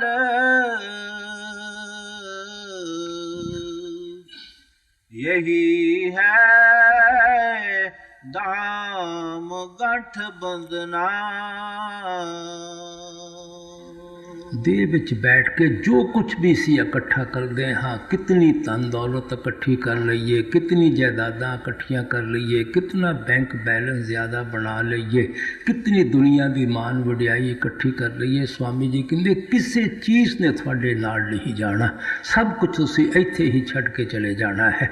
जिहड़ी चीज़ थोड़े नाल जाती है वो केवल शब्द की कमाई है, वो केवल नाम की कमाई है। इसे वास्ते गुरु साहब ने कहा सी, बिन नामे को संग न साथी, मुक्ते नाम ते आवणिया। इस चीज़ को अच्छी तरह मन विच बिठा लो कि नाम की कमाई तो बगैर ना तो तुसी कदे मुक्ति हासिल कर सकते हो, ना किसी चीज़ को इकट्ठा करके अपने नाल ले जा सकते हो।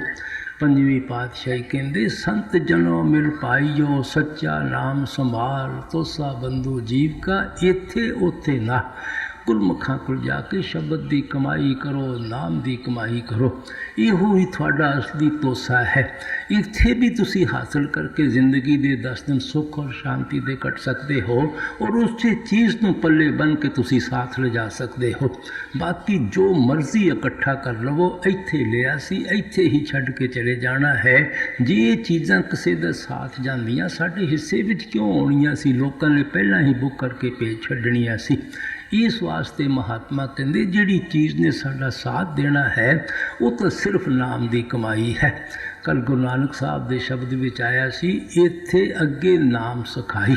वो नाम की कमाई है, इत्थे भी साडे नाल है, उत्थे भी साडे नाल है। इत्थे भी हासिल करके सुख और शांति हासिल करते हाँ, उत्थे भी इन्हें सानू मालिक की दरगाह विच लैके जाना है।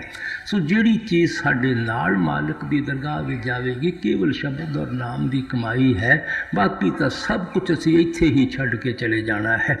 इस वास्ते आप समझाते हैं कि गुरमुखां कोल जाके सानू शब्द की कमाई करनी चाहिए है, नाम की कमाई करनी चाहिए है। तुसी किसी महात्मा की बाणी पढ़ के देखो, हर एक महात्मा दे शब्द पत्रा पत्रा तुक तुक उस नाम की महिमा करता है।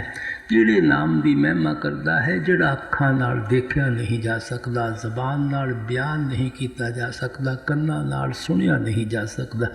ਜਿਸ ਨੂੰ ਹਜ਼ੂਰ ਮਹਾਰਾਜ ਜੀ ਅਨਰਿਟਨ ਲਾ ਅਨਸਪੋਕਨ ਲੈਂਗੁਏਜ ਕਹਿ ਕੇ ਯਾਦ ਕਰਿਆ ਕਰਦੇ ਸੀ, ਜਿਸ ਨੂੰ ਕ੍ਰਾਈਸਟ ਨੇ ਕਿਹਾ ਹੈਵਿੰਗ ਆਈਜ਼ ਜੀ ਸੀ ਨਾਟ, ਹੈਵਿੰਗ ਈਅਰ ਜੀ ਹੀਅਰ ਨਾਟ। ਅੱਖਾਂ ਹੋਣ ਦੇ ਬਾਵਜੂਦ ਤੁਸੀਂ ਦੇਖ ਨਹੀਂ ਸਕਦੇ, ਕੰਨ ਹੋਣ ਦੇ ਬਾਵਜੂਦ ਤੁਸੀਂ ਸੁਣ ਨਹੀਂ ਸਕਦੇ। ਉਸੇ ਨਾਮ ਦੀ ਗੁਰੂ ਘਰ ਨੇ ਮਹਿਮਾ ਕੀਤੀ ਹੈ। ਅੱਖਾਂ ਬਾਝੋਂ ਵੇਖਣਾ, ਬਿਨ ਕੰਨਾਂ ਸੁਣਨਾ, ਪੈਰਾਂ ਬਾਝੋਂ ਚੱਲਣਾ, ਬਿਨ ਹੱਥਾਂ ਕਰਨਾ, ਜੀਭੇ ਬਾਝੋਂ ਬੋਲਣਾ, ਇਉਂ ਜੀਵਤ ਮਰਨਾ, ਨਾਨਕ ਹੁਕਮ ਪਛਾਣ ਕੇ ਤਿਉਂ ਖਸਮੇ ਮਿਲਣਾ। ਤੁਸੀਂ ਉਸ ਸ਼ਬਦ ਜਾਂ ਨਾਮ ਨੂੰ ਪਕੜ ਕੇ ਮਾਲਕ ਨੂੰ ਪਹਿਚਾਨੋਗੇ ਜਿਹਨੂੰ ਤੁਹਾਡੀਆਂ ਕਦੇ ਅੱਖਾਂ ਨਹੀਂ ਦੇਖ ਸਕਦੀਆਂ, ਤੁਹਾਡੀ ਕਦੇ ਜ਼ੁਬਾਨ ਬਿਆਨ ਨਹੀਂ ਕਰ ਸਕਦੇ, ਤੁਹਾਡੇ ਕੰਨ ਕਦੇ ਸੁਣ ਨਹੀਂ ਸਕਦੇ, ਤੁਹਾਡੇ ਹੱਥ ਲੈ ਕੇ ਪਹੁੰਚ ਨਹੀਂ ਸਕਦੇ, ਪੈਰ ਲੈ ਕੇ ਤੁਸੀਂ ਉੱਥੇ ਜਾ ਨਹੀਂ ਸਕਦੇ। ਉਹ ਚੀਜ਼ ਲਿਖਣ ਪੜ੍ਹਨ ਬੋਲਣ ਨਾਲ ਤਲਕ ਨਹੀਂ ਰੱਖਦੀ। ਉਸ ਨੂੰ ਤੁਸੀਂ ਜੀਂਦੇ ਜੀ ਮਰ ਕੇ ਹਾਸਲ ਕਰ ਸਕਦੇ ਹੋ। ਜੀਂਦੇ ਜੀ ਮਰਨ ਦਾ ਮਤਲਬ ਹੈ ਕਿ ਨਵਾਂ ਦੁਆਰਿਆਂ 'ਚੋਂ ਖਿਆਲ ਸਮੇਟ ਕੇ ਅੱਖਾਂ ਪਿੱਛੇ ਲਿਆ ਕੇ ਹਾਸਲ ਕਰਨਾ ਹੈ। ਇਹਨੂੰ ਜੀਵਤ ਮਰਨਾ ਆਮ ਮਹਾਤਮਾ ਨੇ ਕੇਵਲ ਇਸੇ ਵਾਸਤੇ ਕਿਹਾ ਹੈ ਕਿ ਜਦੋਂ ਵੀ ਕਿਸੇ ਨੂੰ ਮੌਤ ਆਉਂਦੀ ਹੈ ਪਹਿਲਾਂ ਉਹਦੇ ਪੈਰ ਠੰਡੇ ਹੋਣੇ ਸ਼ੁਰੂ ਹੋ ਜਾਂਦੇ ਹਨ, ਫਿਰ ਸਾਡਾ ਇੱਥੋਂ ਖਿਆਲ ਉੱਪਰ ਦੀ ਤਰਫ ਆਉਂਦਾ ਹੈ, ਹੇਠਲਾ ਹਿੱਸਾ ਠੰਡਾ ਹੋਣਾ ਸ਼ੁਰੂ ਹੋ ਜਾਂਦਾ ਹੈ। ਜਦੋਂ ਆਤਮਾ ਸਿਮਟ ਕੇ ਅੱਖਾਂ ਤੀਕਰ ਆ ਜਾਂਦੀ ਹੈ, ਉਹ ਸਰੀਰ ਨੂੰ ਛੱਡ ਕੇ ਇੱਕ ਤਰਫ ਤੁਰ ਜਾਂਦੀ ਹੈ। ਸੋ ਗੁਰੂ ਸਾਹਿਬ ਕਹਿੰਦੇ ਅੱਗੇ ਸਮਝਾਉਣਗੇ ਸਿਮਰਨ ਔਰ ਧਿਆਨ ਦੇ ਜ਼ਰੀਏ, ਇਸੇ ਪ੍ਰੋਸੈਸ ਦੇ ਜ਼ਰੀਏ ਜੀਂਦੇ ਜੀ ਮਰੋ। ਅਗਰ ਤੁਸੀਂ ਸ਼ਬਦ ਦੇ ਨਾਲ ਖਿਆਲ ਜੋੜਨਾ ਚਾਹੁੰਦੇ ਹੋ, ਨਾਮ ਦੇ ਨਾਲ ਖਿਆਲ ਜੋੜਨਾ ਚਾਹੁੰਦੇ ਹੋ, ਸੋ ਮਹਾਤਮਾ ਉਸ ਸ਼ਬਦ ਦੀ ਮਹਿਮਾ ਕਰਦੇ ਹਨ, ਉਸ ਨਾਮ ਦੀ ਮਹਿਮਾ ਕਰਦੇ ਹਨ ਜਿਹੜਾ ਹਰ ਇੱਕ ਦੇ ਅੱਖਾਂ ਪਿੱਛੇ ਤੁਣਕਾਰਾਂ ਦੇਣ ਲੱਗਾ ਹੋਇਆ ਹੈ। ਇਸੇ ਵਾਸਤੇ ਗੁਰੂ ਨਾਨਕ ਸਾਹਿਬ ਕਹਿੰਦੇ ਨੌ ਦਰ ਠਾਕੇ ਤਾਵਤ ਰਹਾਏ, ਦਸਵੇਂ ਨਿਜ ਕਰ ਵਾਸਾ ਪਾਏ। ਉੱਥੇ ਅਨਹਦ ਸ਼ਬਦ ਵਜੇ, ਦਿਨ ਰਾਤੀ ਗੁਰਮਤਿ ਸ਼ਬਦ ਸੁਣਾਵਣਿਆ। ਜਦੋਂ ਤੁਸੀਂ ਨਵਾਂ ਦੁਆਰਿਆਂ 'ਚੋਂ ਖਿਆਲ ਕੱਢ ਕੇ ਅੱਖਾਂ ਪਿੱਛੇ ਇਕੱਠਾ ਕਰੋਗੇ, ਤੁਸੀਂ ਆਪਣੇ ਘਰ ਦੇ ਦਰਵਾਜ਼ੇ 'ਤੇ ਪਹੁੰਚ ਜਾਵੋਗੇ। ਉਸ ਘਰ ਦੇ ਦਰਵਾਜ਼ੇ ਦੀ ਕੇਵਲ ਇੱਕ ਨਿਸ਼ਾਨੀ ਹੈ ਜਿਹੜੀ ਹਰ ਇੱਕ ਨੇ ਅੰਦਰੋਂ ਯਾਦ ਰੱਖਣੀ ਹੈ ਕਿ ਉਸ ਦਰਵਾਜ਼ੇ 'ਤੇ ਅਨਹਦ ਸ਼ਬਦ ਤੁਣਕਾਰਾਂ ਦੇਣ ਲੱਗਾ ਹੋਇਆ ਹੈ। ਸੋ ਜਿਤਨਾ ਚਿਰ ਘਰ ਦੇ ਦਰਵਾਜ਼ੇ 'ਤੇ ਆ ਕੇ ਉਸ ਅਨਹਦ ਸ਼ਬਦ ਦੀਆਂ ਤੁਣਕਾਰ ਧੁਨਾਂ ਨੂੰ ਅੰਦਰੋਂ ਨਹੀਂ ਸੁਣਾਂਗੇ, ਉਤਨਾ ਅਰਸਾ ਅਸੀਂ ਰੂਹਾਨੀ ਸਫ਼ਰ ਕਿਸ ਤਰ੍ਹਾਂ ਤੈਅ ਕਰ ਸਕਦੇ ਹਾਂ। ਉਹ ਤੁਣਕਾਰ ਧੁਨਾਂ ਚੋਰਾਂ ਅੰਦਰ ਵੀ ਹੈ, ਠੱਗਾਂ ਅੰਦਰ ਵੀ ਹੈ, ਸਾਧੂ ਸੰਤਾਂ ਮਹਾਤਮਾ ਅੰਦਰ ਵੀ ਹੈ। ਇੱਥੇ ਕਿਸੇ ਕੌਮ ਜਾਂ ਮਜ਼ਹਬ ਔਰ ਮੁਲਕ ਦਾ ਕਦੇ ਸਵਾਲ ਹੀ ਪੈਦਾ ਨਹੀਂ ਹੋ ਸਕਦਾ। ਕੋਈ ਹਿੰਦੂ ਹੋ ਕੇ ਅੰਦਰ ਜਾਏ, ਸਿੱਖ ਈਸਾਈ ਹੋ ਕੇ ਅੰਦਰ ਜਾਏ, ਜੋ ਖੁਸ਼ਕਿਸਮਤ ਭਾਗਾਂ ਵਾਲਾ ਅੱਖਾਂ ਪਿੱਛੇ ਖਿਆਲ ਇਕੱਠਾ ਕਰੇਗਾ, ਉਹ ਆਪਣੇ ਅੰਦਰੋਂ ਉਸ ਸ਼ਬਦ ਦੀ ਆਵਾਜ਼ ਨੂੰ ਸੁਣਨਾ ਸ਼ੁਰੂ ਕਰ ਦੇਵੇਗਾ, ਉਸ ਸ਼ਬਦ ਦੀ ਜੋਤੀ ਜਾਂ ਸ਼ਬਦ ਦੇ ਪ੍ਰਕਾਸ਼ ਨੂੰ ਦੇਖਣਾ ਸ਼ੁਰੂ ਕਰ ਦੇਵੇਗਾ। ਇਸੇ ਵਾਸਤੇ ਗੁਰੂ ਸਾਹਿਬ ਨੇ ਕਿਹਾ ਸੀ, ਕਾਸਠ ਮੇਂ ਜੋ ਹੈ ਬਸੰਤਰ ਮਦ ਸੰਜਮ ਕਾਢ ਕਢੀਜੇ, ਰਾਮ ਨਾਮ ਜੋ ਹੈ ਜੋਤ ਸੁਭਾਈ ਤਤ ਗੁਰਮਤਿ ਕਾਢ ਲੀਜੇ। ਜਿਸ ਤਰ੍ਹਾਂ ਲੱਕੜੀ ਦੇ ਅੰਦਰ ਅਗਨੀ ਹੁੰਦੀ ਹੈ, ਨਾ ਕਿਸੇ ਨੂੰ ਨਜ਼ਰ ਆਉਂਦੀ ਹੈ, ਨਾ ਉਸ ਅਗਨੀ ਤੋਂ ਕੋਈ ਫਾਇਦਾ ਉਠਾ ਸਕਦਾ ਹੈ। ਅਗਰ ਅਸੀਂ ਲੱਕੜੀ ਨੂੰ ਜੁਗਤੀ ਦੇ ਜ਼ਰੀਏ ਲੱਕੜੀ ਤੇ ਲੱਕੜੀ ਰਗੜਨੀ ਸ਼ੁਰੂ ਕਰ ਦਈਏ, ਤੁਸੀਂ ਉਹਦੇ 'ਚੋਂ ਅਗਨੀ ਵੀ ਪੈਦਾ ਕਰ ਸਕਦੇ ਹੋ, ਅਗਨੀ ਨੂੰ ਦੇਖ ਵੀ ਸਕਦੇ ਹੋ, ਅਗਨੀ ਤੋਂ ਫਾਇਦਾ ਵੀ ਉਠਾ ਸਕਦੇ ਹੋ। ਇਸੇ ਤਰ੍ਹਾਂ ਗੁਰੂ ਨਾਨਕ ਸਾਹਿਬ ਕਹਿੰਦੇ ਉਹ ਰਾਮ ਨਾਮ ਦੀ ਜੋਤ ਵੀ ਹਰ ਇੱਕ ਦੇ ਅੱਖਾਂ ਪਿੱਛੇ ਜਗਦੀ ਹੈ, ਲੇਕਿਨ ਗੁਰਮੁਖਾਂ ਦੀ ਮਤ ਦੇ ਜ਼ਰੀਏ ਜਿਸਮ ਔਰ ਸਰੀਰ ਦੇ ਅੰਦਰ ਵੜ ਕੇ ਰਿਸਰਚ ਕਰੋ। ਉਹ ਕੀ ਮਤ ਦਿੰਦੇ ਹਨ, 9 ਦਰਵਾਜ਼ੇ ਨਵੇਂ ਦਰ ਫੀਕੇ ਰਸ ਅੰਮ੍ਰਿਤ ਦਸਵੀਂ 'ਚ ਵੀਜੇ। ਉਹ ਸਮਝਾਉਂਦੇ ਹਨ ਕਿ ਅੱਖਾਂ ਤੋਂ ਨੀਚੇ ਤਾਂ ਕੇਵਲ ਇੰਦਰੀਆਂ ਦੇ ਭੋਗ ਹਨ, ਵਿਸ਼ਿਆਂ ਵਕਾਰਾਂ ਸ਼ਰਾਬਾਂ ਕਬਾਬਾਂ ਦੀਆਂ ਲਸਤਾਂ ਹਨ। ਅਗਰ ਤੁਸੀਂ ਰਸ ਦੇ ਭਰੇ ਹੋਏ ਅੰਮ੍ਰਿਤ ਨੂੰ ਪੀਣਾ ਹੈ, ਉਹ ਤਾਂ ਤੁਹਾਡੇ ਅੱਖਾਂ ਦੇ ਪਿੱਛੇ ਬਰਸਣ ਲੱਗਾ ਹੋਇਆ ਹੈ। ਸੋ ਜਿਤਨਾ ਚਿਰ ਕੋਈ ਉਸ ਨੁਕਤੇ ਔਰ ਪੁਆਇੰਟ 'ਤੇ ਹੀ ਖਿਆਲ ਇਕੱਠਾ ਨਹੀਂ ਕਰਦਾ, ਜਿੱਥੇ ਦਾਤਾ ਦਾਤ ਦੇ ਰਿਹਾ ਹੈ, ਬਖਸ਼ਿਸ਼ ਕਰ ਰਿਹਾ ਹੈ, ਅੰਮ੍ਰਿਤ ਰੂਪੀ ਨਾਮ ਪੀਣ ਲੱਗਾ ਹੋਇਆ ਹੈ, ਤੁਸੀਂ ਉਸ ਅੰਮ੍ਰਿਤ ਨੂੰ ਕਿਸ ਤਰ੍ਹਾਂ ਪੀ ਸਕੋਗੇ। ਸੋ ਉਹ ਪ੍ਰਕਾਸ਼ ਇੱਥੇ ਅੱਖਾਂ ਪਿੱਛੇ ਹੈ, ਉਹ ਸ਼ਬਦ ਅੱਖਾਂ ਪਿੱਛੇ ਤੁਣਕਾਰਾਂ ਦੇਣ ਲੱਗਾ ਹੋਇਆ ਹੈ। ਸਾਨੂੰ ਅੱਖਾਂ ਪਿੱਛੋਂ ਪਰਦਾ ਲਾ ਕੇ ਬਾਹਰ ਕੱਢਿਆ ਹੋਇਆ ਹੈ। ਇਸ ਵਾਸਤੇ ਅਸੀਂ ਅਗਿਆਨਤਾ ਦੇ ਅੰਧੇਰੇ ਅੰਦਰ ਬੈਠੇ ਹੋਏ ਹਾਂ। ਇਸ ਵਾਸਤੇ ਇੱਥੇ ਗੁਰੂ ਸਾਹਿਬ ਉਹ ਸੱਚੇ ਸ਼ਬਦ ਦੀ ਮਹਿਮਾ ਕਰਦੇ ਹਨ, ਸੱਚੇ ਨਾਮ ਦੀ ਮਹਿਮਾ ਕਰਦੇ ਹਨ। ਇਹ ਜਿਹੜੇ ਸਾਡੇ ਲਫ਼ਜ਼ ਹਨ, ਇਹ ਵਰਣਾਤਮਿਕ ਸ਼ਬਦ ਹਨ, ਲਿਖਣ ਵਿੱਚ ਆਉਂਦੇ ਹਨ, ਪੜ੍ਹਨ ਵਿੱਚ ਆਉਂਦੇ ਹਨ, ਬੋਲਣ ਵਿੱਚ ਆਉਂਦੇ ਹਨ। ਆਪੋ ਆਪਣੇ ਪਿਆਰ ਵਿੱਚ ਆ ਕੇ ਲੋਕਾਂ ਨੇ ਹਜ਼ਾਰ ਅਨੇਕਾਂ ਹੀ ਪਰਮਾਤਮਾ ਦੇ ਨਾਮ ਰੱਖੇ ਹੋਏ ਹਨ। ਹਜ਼ਾਰਾਂ ਅਨੇਕਾਂ ਮਹਾਤਮਾ ਦੁਨੀਆ ਵਿੱਚ ਆਏ ਹਨ। ਹਜ਼ਾਰਾਂ ਅਨੇਕਾਂ ਲਫ਼ਜ਼ਾਂ ਦੇ ਜ਼ਰੀਏ ਉਹਨਾਂ ਨੇ ਮਾਲਕ ਨੂੰ ਯਾਦ ਕੀਤਾ ਹੈ। ਹਾਲੇ ਹਜ਼ਾਰਾਂ ਅਨੇਕਾਂ ਮਹਾਤਮਾ ਨੇ ਦੁਨੀਆ ਵਿੱਚ ਆਉਣਾ ਹੈ। ਹਜ਼ਾਰਾਂ ਅਨੇਕਾਂ ਲਫ਼ਜ਼ਾਂ ਨਾਲ ਉਹਨਾਂ ਨੇ ਮਾਲਕ ਨੂੰ ਯਾਦ ਕਰਨਾ ਹੈ। ਪਿਛਲੇ ਪਰਮਾਤਮਾ ਦੇ ਨਾਮ ਰੱਖੇ ਹੋਏ ਭੁੱਲਦੇ ਜਾ ਰਹੇ ਹਾਂ। ਅੱਗੇ ਪਿਆਰ ਵਿੱਚ ਆ ਕੇ ਮਾਲਕ ਦੇ ਨਾਮ ਆਪਾਂ ਰੱਖਦੇ ਚਲੇ ਜਾ ਰਹੇ ਹਾਂ। ਸੋ ਇਹ ਜਿਹੜੇ ਲਫ਼ਜ਼ ਹਨ ਸਾਡੇ ਮੀਨਸ ਹਨ, ਉਹ ਸਾਡਾ ਐਂਡ ਔਰ ਆਬਜੈਕਟ ਹੈ।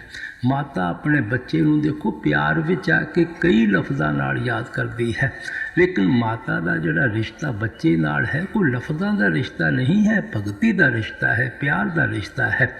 ਲਫ਼ਜ਼ ਤਾਂ ਮਾਂ ਦੇ ਪਿਆਰ ਨੂੰ ਜ਼ਾਹਰ ਕਰਦੇ ਹਨ। ਸੋ ਆਤਮਾ ਔਰ ਪਰਮਾਤਮਾ ਦਾ ਜਿਹੜਾ ਰਿਸ਼ਤਾ ਹੈ ਕੋਈ ਲਫ਼ਜ਼ਾਂ ਦਾ ਨਹੀਂ ਹੈ, ਰਿਸ਼ਤਾ ਭਗਤੀ ਦਾ ਹੈ, ਰਿਸ਼ਤਾ ਪਿਆਰ ਦਾ ਹੈ। ਲਫ਼ਜ਼ ਤਾਂ ਪਿਆਰ ਨੂੰ ਜ਼ਾਹਰ ਕਰਦੇ ਹਨ। ਅਸੀਂ ਕਿਸੇ ਲਫ਼ਜ਼ ਨਾਲ ਮਾਲਕ ਨੂੰ ਯਾਦ ਕਰ ਸਕਦੇ ਹਾਂ। ਇਸ ਵਾਸਤੇ ਮਹਾਤਮਾ ਉਹ ਸੱਚੇ ਨਾਮ ਦੀ ਹਮੇਸ਼ਾ ਮਹਿਮਾ ਕਰਦੇ ਹਨ। ਗ੍ਰੰਥ ਪੋਥੀਆਂ ਉਸੇ ਨਾਮ ਦੀ ਮਹਿਮਾ ਦੇ ਨਾਲ ਭਰੇ ਹੋਏ ਹਨ। ਗ੍ਰੰਥਾਂ ਪੋਥੀਆਂ ਦੇ ਪੜ੍ਹਨ ਦੇ ਨਾਲ ਉਸ ਨਾਮ ਦੀ ਕਮਾਈ ਕਰਨ ਦਾ ਤਰੀਕਾ ਔਰ ਸਾਧਨ ਪਤਾ ਲੱਗ ਜਾਂਦਾ ਹੈ। ਲੇਕਿਨ ਉਹਨਾਂ ਦੇ ਮੈਂ ਕੱਲ੍ਹ ਅਰਜ਼ ਕੀਤੀ ਸੀ, ਪੜ੍ਹਨ ਦੇ ਅੰਦਰ ਮੁਕਤੀ ਨਹੀਂ ਹੈ, ਜੋ ਕੁਝ ਪੜ੍ਹਦੇ ਹਾਂ ਉਸ ਦੇ ਉੱਤੇ ਅਮਲ ਕਰਨ ਦੇ ਉੱਤੇ ਮੁਕਤੀ ਹੈ। ਇਸ ਵਾਸਤੇ ਇੱਥੇ ਸਵਾਮੀ ਜੀ ਮਹਾਰਾਜ ਪਿਆਰ ਨਾਲ ਸਮਝਾਉਂਦੇ ਹਨ, ਗੁਰਮੁਖਾਂ ਕੋਲ ਜਾ ਕੇ ਉਸ ਸ਼ਬਦ ਦੇ ਨਾਲ ਖਿਆਲ ਜੋੜਨਾ ਹੈ, ਉਸ ਨਾਮ ਦੇ ਨਾਲ ਖਿਆਲ ਜੋੜਨਾ ਹੈ। ਇਸੇ ਵਾਸਤੇ ਤੀਸਰੀ ਪਾਤਸ਼ਾਹੀ ਨੇ ਕਿਹਾ ਸੀ, ਸੰਤੋ ਗੁਰਮੁਖ ਪੂਰਾ ਪਾਈ ਨਾਮੋ ਪੂਜ ਕਰਾਈ। ਜਦੋਂ ਤੂੰ ਕਿਸੇ ਮਾਲਕ ਦੇ ਭਗਤ ਔਰ ਪਿਆਰੇ ਕੋ ਜਾਵੇਂਗਾ, ਉਹ ਤੈਨੂੰ ਨਾਮ ਦੀ ਕਮਾਈ ਕਰਨ ਦਾ ਤਰੀਕਾ ਦੱਸੇਗਾ, ਫਿਰ ਤੂੰ ਪਰਮਾਤਮਾ ਦੀ ਭਗਤੀ ਕਰ ਸਕੇਗਾ। ਸੋ ਜਦੋਂ ਵੀ ਭਗਤੀ ਕਰ ਸਕਦੇ ਹਾਂ ਕੇਵਲ ਸ਼ਬਦ ਦੀ ਕਮਾਈ ਕਰਕੇ ਕਰ ਸਕਦੇ ਹਾਂ, ਨਾਮ ਦੀ ਕਮਾਈ ਕਰਕੇ ਕਰ ਸਕਦੇ ਹਾਂ। ਇਸੇ ਵਾਸਤੇ ਸਵਾਮੀ ਜੀ ਕਹਿੰਦੇ ਹਨ, ਗੁਰ ਕਹੇ ਖੋਲ ਕਰ ਪਾਈ ਲਗ ਸ਼ਬਦ ਰਾਹਤ ਜਾਈ। ਬਿਨ ਸ਼ਬਦ ਅਪਾਓ ਨਾ ਦੂਜਾ, ਕਾਇਆ ਕਾ ਛੁਟੇ ਨਾ ਕੂਜਾ। ਸਵਾਮੀ ਜੀ ਕਹਿੰਦੇ ਸ਼ਬਦ ਔਰ ਨਾਮ ਦੀ ਕਮਾਈ ਤੋਂ ਬਗੈਰ ਕੋਈ ਉਪਾਅ ਨਹੀਂ ਹੈ, ਕੋਈ ਤਰੀਕਾ ਨਹੀਂ ਹੈ ਕਿ ਤੁਸੀਂ ਦੇਹ ਦੀਆਂ ਬੰਧਨਾਂ ਤੋਂ ਛੁਟਕਾਰਾ ਹਾਸਲ ਕਰ ਸਕੋ। ਇਹੋ ਗੁਰੂ ਸਾਹਿਬ ਨੇ ਕਿਹਾ ਸੀ, ਸ਼ਬਦ ਮਰੇ ਸੋ ਮਰ ਰਹੇ, ਪਰ ਮਰੇ ਨਾ ਦੂਜੀ ਵਾਰ। ਅਗਰ ਤੁਸੀਂ ਉੱਠਦੇ ਬੈਠਦੇ ਚਲਦੇ ਫਿਰਦੇ ਸ਼ਬਦ ਦੇ ਨਾਲ ਖਿਆਲ ਜੋੜ ਲਵੋਗੇ, ਤੁਸੀਂ ਹਮੇਸ਼ਾ ਵਾਸਤੇ ਮਰ ਜਾਵੋਗੇ, ਤੁਹਾਨੂੰ ਬਾਰ-ਬਾਰ ਮਰਨ ਜੰਮਣ ਦੀ ਲੋੜ ਨਹੀਂ ਪੈਂਦੀ। ਗੁਰੂ ਸਾਹਿਬ ਕਹਿੰਦੇ ਸ਼ਬਦ ਮਰੇ ਸੋਈ ਜਨ ਪੂਰਾ, ਸਤਿਗੁਰ ਆਖ ਸੁਣਾਏ ਸੂਰਾ। ਜਦੋਂ ਤੁਸੀਂ ਸ਼ਬਦ ਦੇ ਅੰਦਰ ਜਜ਼ਬ ਹੋ ਜਾਵੋਗੇ, ਲਵਲੀਨ ਹੋ ਜਾਵੋਗੇ, ਆਪਣੀ ਹਸਤੀ ਨੇਸ ਤੋਂ ਨਾਬੂਦ ਕਰ ਦੇਵੋਗੇ, ਤੁਸੀਂ ਪੂਰਨ ਹੋ ਜਾਵੋਗੇ, ਪੂਰਨ ਪਰਮਾਤਮਾ ਦੇ ਮਿਲਣ ਦੇ ਕਾਬਲ ਹੋ ਜਾਵੋਗੇ। ਸਾਡੇ ਸਤਿਗੁਰਾਂ ਨੇ ਸਾਨੂੰ ਇਹੋ ਹੀ ਮਾਲਕ ਦੇ ਭਗਤੀ ਕਰਨ ਦਾ ਤਰੀਕਾ ਸਮਝਾਇਆ ਹੈ। ਇਸ ਵਾਸਤੇ ਮਹਾਤਮਾ ਪਿਆਰ ਨਾਲ ਸਮਝਾਉਂਦੇ ਹਨ, ਜੋ ਕੁਝ ਮਿਲਣਾ ਹੈ ਉਸ ਸ਼ਬਦ ਦੀ ਕਮਾਈ ਤੋਂ ਮਿਲਣਾ ਹੈ, ਨਾਮ ਦੀ ਕਮਾਈ ਤੋਂ ਮਿਲਣਾ ਹੈ। ਗੁਰਮੁਖਾਂ ਨੇ ਤਰੀਕਾ ਦੱਸਣਾ ਹੈ, ਸਾਧਨ ਸਮਝਾਉਣਾ ਹੈ। ਕੋਲ ਕੇ ਸਾਡੇ ਅੰਦਰ ਕੁਝ ਨਹੀਂ ਪਾਉਣਾ, ਸਭ ਕੁਝ ਮਾਲਿਕ ਨੇ ਸਾਡੇ ਅੰਦਰ ਸਾਡੀ ਹੀ ਖਾਤਰ ਰੱਖਿਆ ਹੋਇਆ ਹੈ। ਨਾਮ ਗੁਰ ਕਾ ਸੰਭਾਲੇ ਚੱਲ,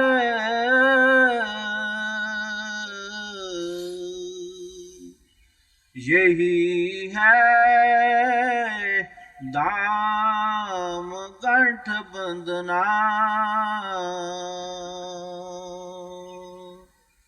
जगत का रंग सब मैला,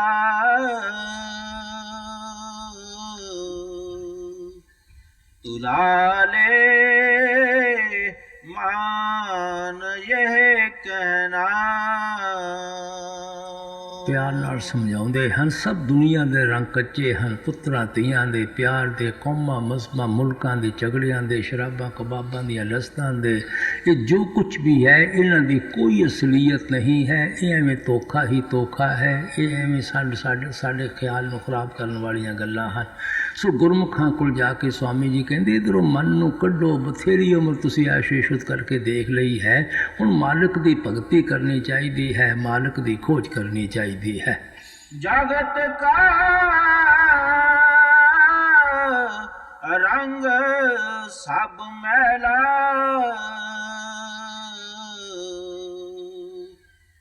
ਤੁਲਾ ਲੈ मान यह कहना।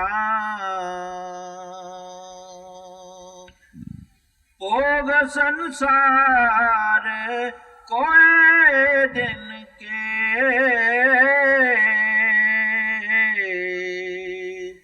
सहज में त्याग ते चलना।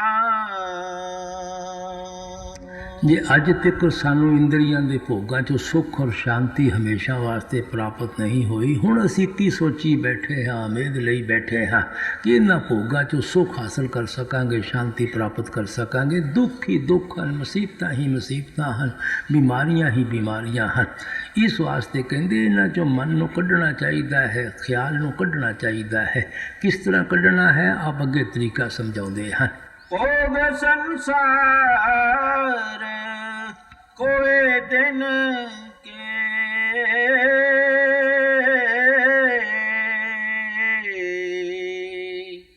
सहज में त्याग ते चलना। सरन सत गुर गहो दृढ़ कर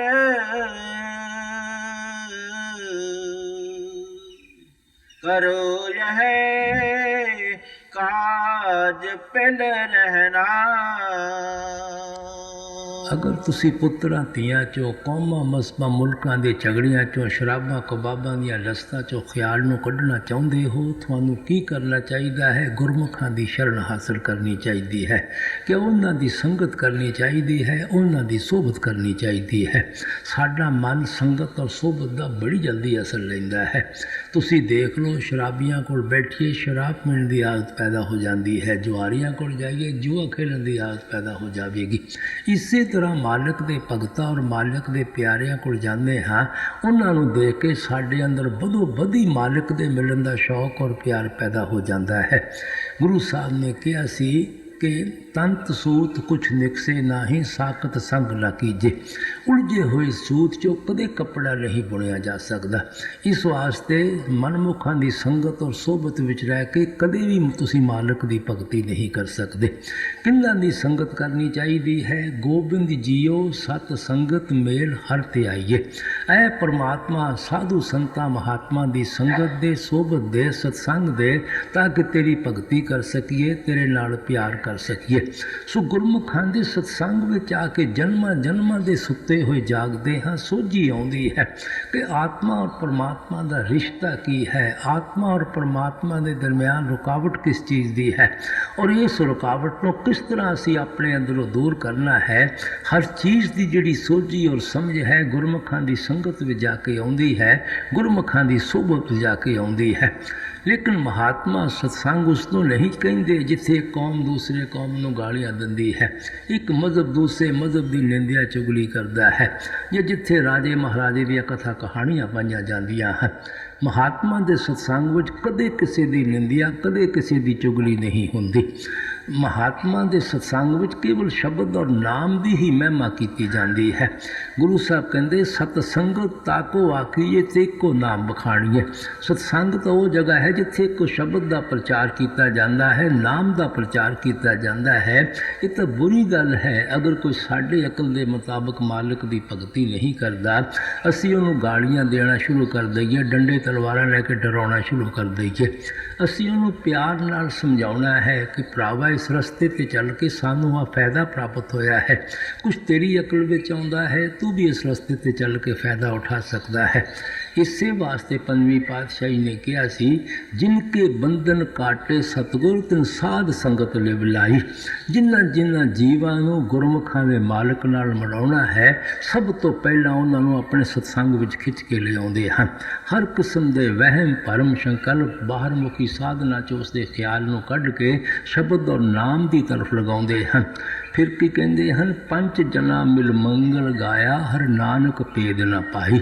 ਜਿਸ ਵਕਤ ਫਿਰ ਅਸੀਂ ਗੁਰਮੁਖਾਂ ਦੀ ਸੰਗਤ ਔਰ ਸੋਭਤ ਵਿੱਚ ਜਾ ਕੇ ਮੰਗਲ ਗਾਉਂਦੇ ਹਾਂ, ਸ਼ਬਦ ਔਰ ਨਾਮ ਦੀ ਕਮਾਈ ਕਰਦੇ ਹਾਂ, ਫਿਰ ਸਾਡੇ ਔਰ ਮਾਲਕ ਦੇ ਦਰਮਿਆਨ ਕੋਈ ਵੀ ਭਿੰਨ ਔਰ ਭੇਦ ਨਹੀਂ ਰਹਿੰਦਾ। ਆਤਮਾ ਪਰਮਾਤਮਾ ਦੀ ਭਗਤੀ ਕਰਕੇ ਪਰਮਾਤਮਾ ਦਾ ਰੂਪ ਅਖਤਿਆਰ ਕਰ ਲੈਂਦੀ ਹੈ। ਇਸ ਵਾਸਤੇ ਸਵਾਮੀ ਜੀ ਮਹਾਰਾਜ ਸਤਸੰਗ ਦੀ ਮਹਿਮਾ ਕਰਦੇ ਹਨ ਕਿ ਗੁਰਮੁਖਾਂ ਦੇ ਸਤਸੰਗ ਵਿੱਚ ਜਾ ਕੇ ਫਾਇਦਾ ਹੀ ਫਾਇਦਾ ਹੁੰਦਾ ਹੈ, ਕਦੇ ਘਾਟਾ ਨਹੀਂ ਹੁੰਦਾ। ਤੁਸੀਂ ਦੇਖੋ, ਅਗਰ ਇੱਕ ਅੰਧਾ ਆਦਮੀ ਫੁੱਲਾਂ ਦੇ ਬਾਗ ਵਿੱਚ ਚਲੇ ਜਾਂਦਾ ਹੈ, ਜੇ ਫੁੱਲਾਂ ਦੀ ਖੂਬਸੂਰਤੀ ਨਹੀਂ ਦੇਖ ਸਕਦਾ, ਫੁੱਲਾਂ ਦੀ ਖੁਸ਼ਬੂ ਤਾਂ ਜ਼ਰੂਰ ਲੈ ਕੇ ਆ ਹੀ ਜਾਏਗਾ। ਅਗਰ ਇੱਕ ਪੱਥਰ ਪਾਣੀ ਵਿੱਚ ਪਿਆ ਹੋਇਆ ਹੈ, ਜੇ ਘੁਲਦਾ ਨਹੀਂ ਤਾਂ ਕਮ ਸੇ ਕਮ ਸੂਰਜ ਦੀ ਤਪਸ਼ ਤੋਂ ਤਾਂ ਬਚਿਆ ਰਹਿੰਦਾ ਹੈ। ਅਗਰ ਨਹੀਂ ਵੀ ਅਸੀਂ ਨਾਮ ਦੀ ਕਮਾਈ ਕਰਦੇ, ਕਮ ਸੇ ਕਮ ਭੈੜੇ ਖੋਟੇ ਪਾਪਾ ਕਰਮਾਂ ਤੋਂ ਤਾਂ ਬਚੇ ਰਹਿੰਦੇ ਹਾਂ। ਇਸ ਵਾਸਤੇ ਸਵਾਮੀ ਜੀ ਪਿਆਰ ਨਾਲ ਸਮਝਾਉਂਦੇ ਹਨ ਕਿ ਅਗਰ ਤੁਸੀਂ ਦੁਨੀਆ ਦੀ ਅਸਲੀਅਤ ਸਮਝਣਾ ਚਾਹੁੰਦੇ ਹੋ, ਮਾਲਕ ਦੀ ਭਗਤੀ ਕਰਨਾ ਚਾਹੁੰਦੇ ਹੋ, ਗੁਰਮੁਖਾਂ ਦੀ ਸੰਗਤ ਕਰਨੀ ਹੈ, ਗੁਰਮੁਖਾਂ ਦੀ ਸੋਭਤ ਕਰਨੀ ਹੈ। ਸਰਨ ਸਤ ਗੁਰੇ ਗੋ ਦ੍ਰਿੜ ਕਰ